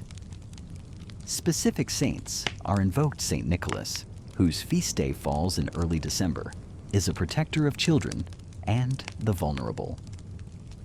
St. Lucy, with her feast on December 13th, one of the darkest days, is associated with light, a powerful symbol when the sun is so scarce. The church bells themselves, when they ring out, are believed to drive away evil spirits, their sound cutting through the stillness. Historians still argue whether the church actively sought to absorb and Christianize older, pagan winter rituals, or if it was more a case of popular piety, blending traditions, a slow osmosis where old beliefs were given a new, Christian veneer to make them acceptable. It's a complex dance. The local priest might be officially preaching against pagan nonsense, but you can bet his own grandma was still quietly acknowledging the old ways, maybe leaving out a bit of bread for the household spirits. Don't tell the bishop. Blessings are sought for everything: the home, the few animals huddled in the byre, even the seeds that lie dormant, waiting for a spring that feels impossibly distant. And then there are the superstitions, the folk wisdom passed down through generations, clinging to the darkest time of year, like frost to a window pane. These are the little rituals, the things you do, or pointedly, don't do, to navigate this spiritually perilous season. The period around the winter solstice, roughly corresponding to the 12 days of Christmas after the calendar reforms, is particularly potent. The veil between worlds is at its thinnest, they say. You wouldn't dream of spinning flax or wool during these nights, lest Frau Holle or Perchta, those rather formidable female spirits of winter, come and tangle your threads, or, worse, exact some sort of punishment. It's a bit like today, when you refuse to wash your lucky socks during the playoffs. Totally rational, right? Many of these superstitions are about ensuring a return of light and prosperity. The Yule log, a tradition with deep roots, is more than just a big piece of wood to keep the fire going. Burning it is thought to bring good luck, to protect the house from lightning and, presumably, grumpy winter spirits, and its ashes might be scattered on the fields to promote fertility. One rather charming, if perhaps a little unsettling, quirky tidbit is the widespread medieval belief that on Christmas Eve, for a brief time around midnight, animals were granted the power of speech. Imagine leaning close to your long-suffering ox, hoping for some profound wisdom, or maybe just a complaint about the quality of the hay. On a more communal level, you might witness or even participate in the Feast of Fools, a rather boisterous and officially sanctioned period of revelry, usually around January 1st. This often involved clergy of lower rank electing a lord of misrule, or boy bishop, and engaging in parodies of sacred rituals, a kind of social safety valve to release the pent-up tensions of a long purber, hard year, and the anxieties of the deep winter. It's a way to laugh in the face of the darkness, to acknowledge the chaos before order, hopefully, is restored with the lengthening days. These beliefs and practices, from the grand pronouncements of the church to the quiet superstitions whispered by the fireside, all weave together to form the complex psychological tapestry of your medieval winter. A coping mechanism against the fear of the known, and perhaps more terrifyingly, the unknown. You look to the heavens for divine help, and you look to the earth for ancient signs, all in the hope of making it through to see the spring. The weight of the deep winter. Remember how we talked about just surviving? It, the physical act of finding food and staying warm. Well, now you're past the initial shock, past the grim determination of midwinter. Now, you're in the slog, the seemingly endless, soul-crushing expanse of gray days and black nights that stretch out like a poorly edited director's cut of a movie you never wanted to see in the first place. You feel the cold seep not just into your bones, but into your very thoughts. It's a damp, persistent chill that no amount of fire, like those carefully tended hearths we discussed, seems to truly banish. The world outside your small, smoky shelter has become a monotonous landscape of white and shadow, a place where color itself seems to have gone into hibernation. The psychological toll is immense, a slow grinding down of the spirit. This is where the real battle often lay. You find yourself staring at the same rough-hewn wooden walls, the same flickering tallow lamp, the same faces etched with the same weariness. It's the kind of quiet that's too loud, punctuated only by the howl of the wind or the crackle of the fire. Sounds that once offered comfort now just underscore your isolation. The darkness is the true tyrant here. It swallows the days whole, leaving only meager slivers of twilight that taunt you with the memory of sunshine. After a while, you start to suspect the sun just packed its bags and moved to a warmer planet, maybe left a rather rude note saying, "See ya, wouldn't wanna be ya." You might even forget what your own loved ones look like in full daylight, their features softened and distorted by the perpetual gloom. Historians still argue whether the documented melancholy of winter, sometimes described in old texts, was a widespread psychological phenomenon akin to modern seasonal affective disorder, or if it was a literary trope exaggerated by later chroniclers looking to add drama to their tales. But for you, living it, the oppressive weight on your mood feels undeniably real. This endless darkness warps your perception of time. Days bleed into one another, distinguished only by the meager routine of survival, checking snares, rationing food, mending clothes that are themselves becoming threadbare. Much like your patience, the struggle for survival becomes less about fending off a wolf and more about fending off despair. It's the constant, nagging anxiety about the dwindling woodpile. The shrinking stores of preserved berries, remember how crucial those were. The hollow ache in your stomach that never quite goes away. You listen to the stories told around the fire, the same ones you've heard a dozen times, each retelling a little flatter, a little more desperate for a spark of novelty. The laughter, when it comes, feels brittle, easily broken. You find yourself snapping at a family member for a misplaced tool, a frustration born not of malice, but of frayed nerves stretched taut by the unrelenting pressure and the dim, unending light. But then, a shift. So subtle at first, you almost dismiss it as wishful thinking. A faint change in the quality of the weak daylight. Perhaps a different note in the wind's song, less a mournful howl and more of a sigh your senses, honed by months of confinement and a primal need for change, become almost painfully acute. You begin to hunt for signs, any indication that this frozen purgatory might, just might, be considering an end. It's a bit like us, endlessly refreshing our weather apps, except your app is the entire natural world and the notifications are far more cryptic. You're looking for hope in the smallest of packages. The first, most ancient sign people would watch for was often the sun itself. Not its sudden, glorious return, but the almost imperceptible shift in its arc. Does it seem to climb just a fraction higher in the sky at midday? Does the twilight linger a few moments longer?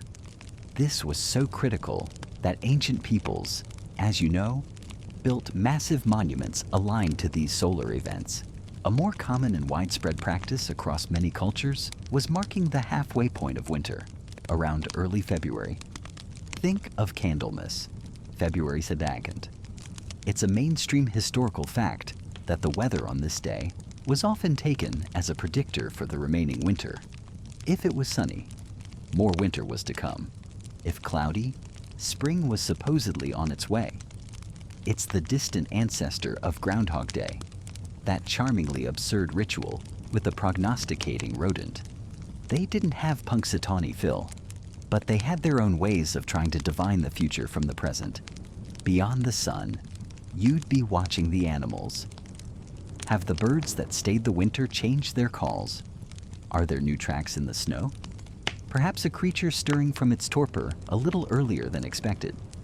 One quirky, lesser-known tidbit is how eagerly people in many parts of Europe would listen for the first call of the cuckoo. Its arrival was an almost sacred announcement that spring had truly sprung, or was at least knocking very, very loudly on the door. Imagine the collective sigh of relief, the tiny spark of joy at hearing that distinctive sound after months of silence or the stark calls of winter birds. You'd also scrutinize the snow itself. Is it starting to look different? Less like a pristine, indifferent blanket and more like something tired, a little granular, perhaps showing the first hints of melt around the base of trees or sun-facing rocks. You'd get so excited about a slightly less frozen patch of mud, you'd practically want to frame it. The way the icicles drip from the eaves of your hut becomes a subject of intense observation. Are they dripping faster? For longer periods during the weak midday sun, does the meltwater refreeze solid by late afternoon? Or does it hint at a genuine thaw? You might even see the very earliest, bravest plants, perhaps the willow catkins, those fuzzy little harbingers, start to swell ever so slightly on the branches, a promise of green to come. Or maybe, if you're particularly sharp-eyed, you spot the tiniest shoot pushing through a patch of snow that's receded from a south-facing bank. Each tiny observation is hoarded, shared in hushed, hopeful tones. These weren't just casual observations. They were lifelines. They were the evidence you presented to your own weary mind that the ordeal was, finally, drawing to a close. Of course, this period of waiting is also fraught with the agony of false hope. A week of slightly milder weather, a few days of promising melt, and spirits would soar?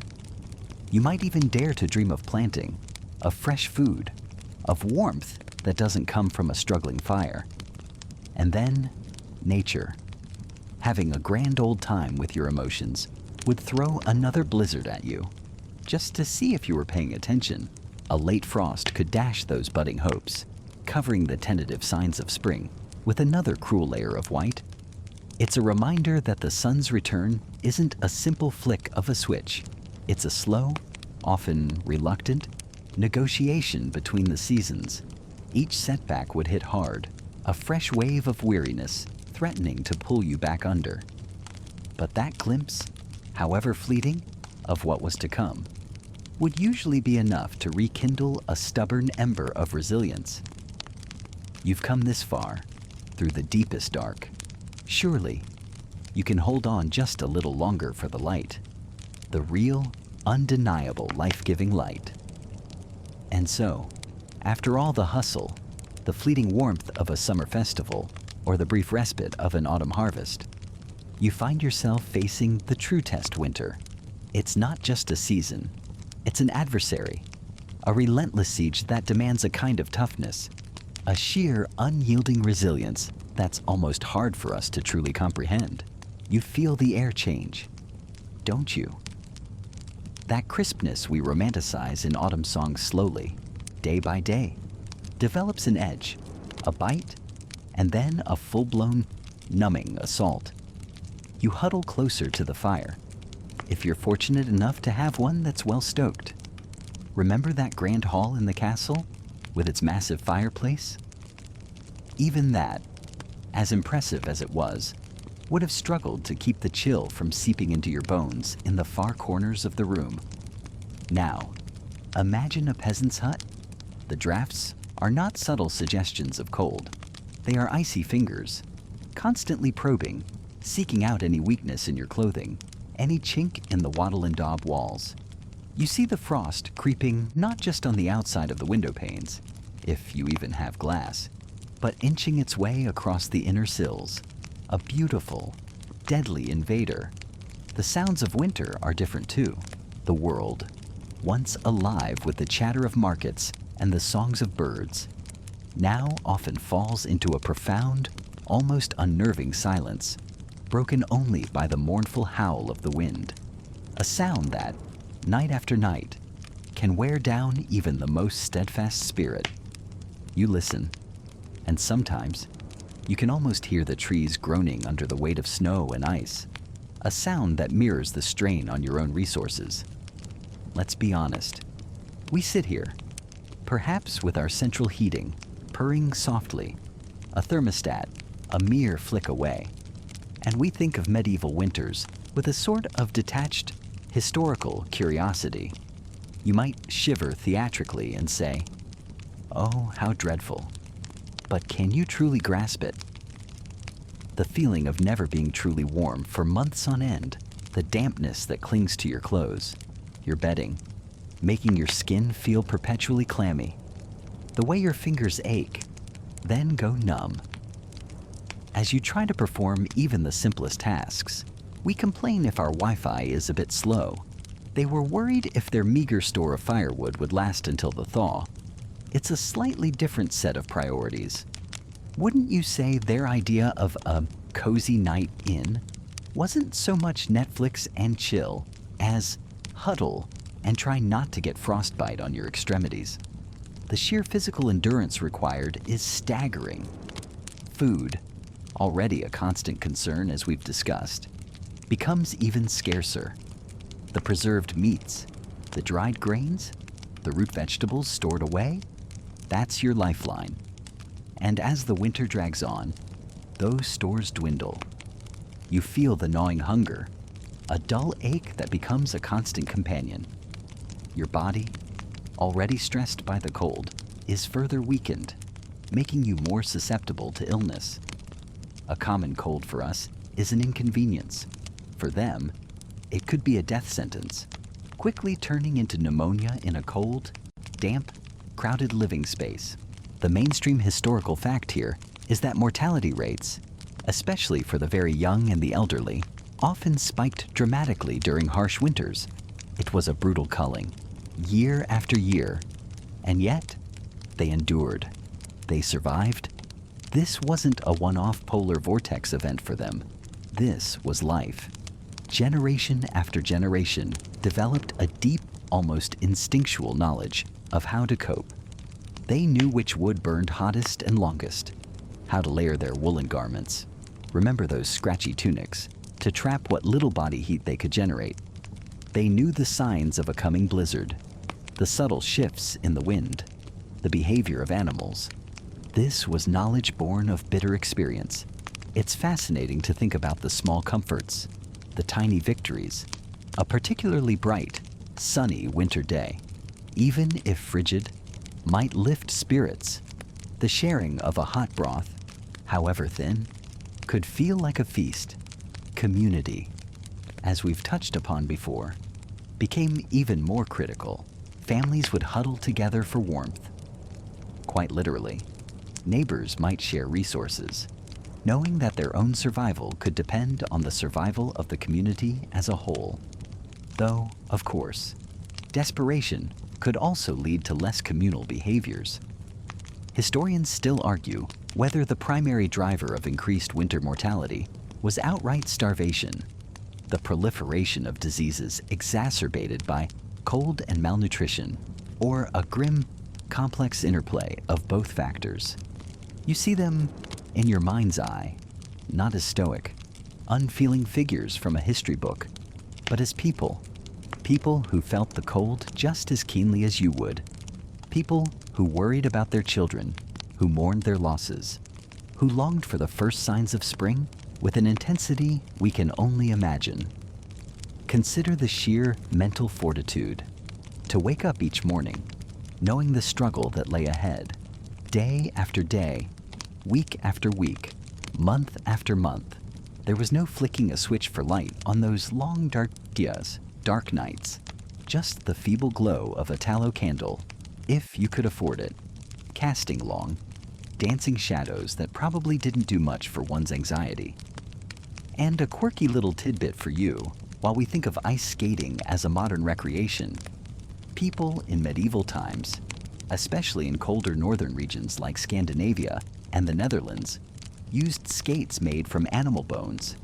They'd strap polished leg bones of cattle or horses to their feet and use poles to propel themselves across frozen rivers and lakes. Not exactly for Olympic figure skating, more for practical movement, or perhaps a brief, if wobbly, moment of winter diversion. Probably less triple axel and more try not to fall through the ice and die. A simpler time, in some ways. The resilience wasn't just about enduring the physical hardship. It was about holding on to hope. It was about believing that spring would eventually return, that the sun would regain its strength, that the world would come alive again. They had to carry that belief through the darkest, coldest nights. When you think about it, the fact that society continued, that people loved and laughed and worked and built things, despite these overwhelming annual challenges, is a testament to an incredible inner strength. They didn't just survive, they persisted. They found ways to adapt, to make do, to carry on. It's a profound kind of toughness woven into the very fabric of their existence, a resilience that allowed them to look the medieval winter in its icy face and somehow endure. And now, as the biting winds of that long ago winter begin to soften in our minds, and the image of those determined, bundled figures starts to recede, let the profound silence of that frozen world settle around you. The echoes of their struggles, their quiet endurance, begin to fade, replaced by a sense of deep, deep calm. Feel the tension ease from your shoulders, the harshness of their reality dissolving into the gentle, soft darkness that now envelops your own space. The flickering candlelight of their era dims, and dims further, until all that remains is a peaceful, velvety quiet. Let your thoughts drift, unburdened, as the stories of the past become whispers, then less than whispers, merging into the tranquil stillness of the night. Sleep now. Rest deeply,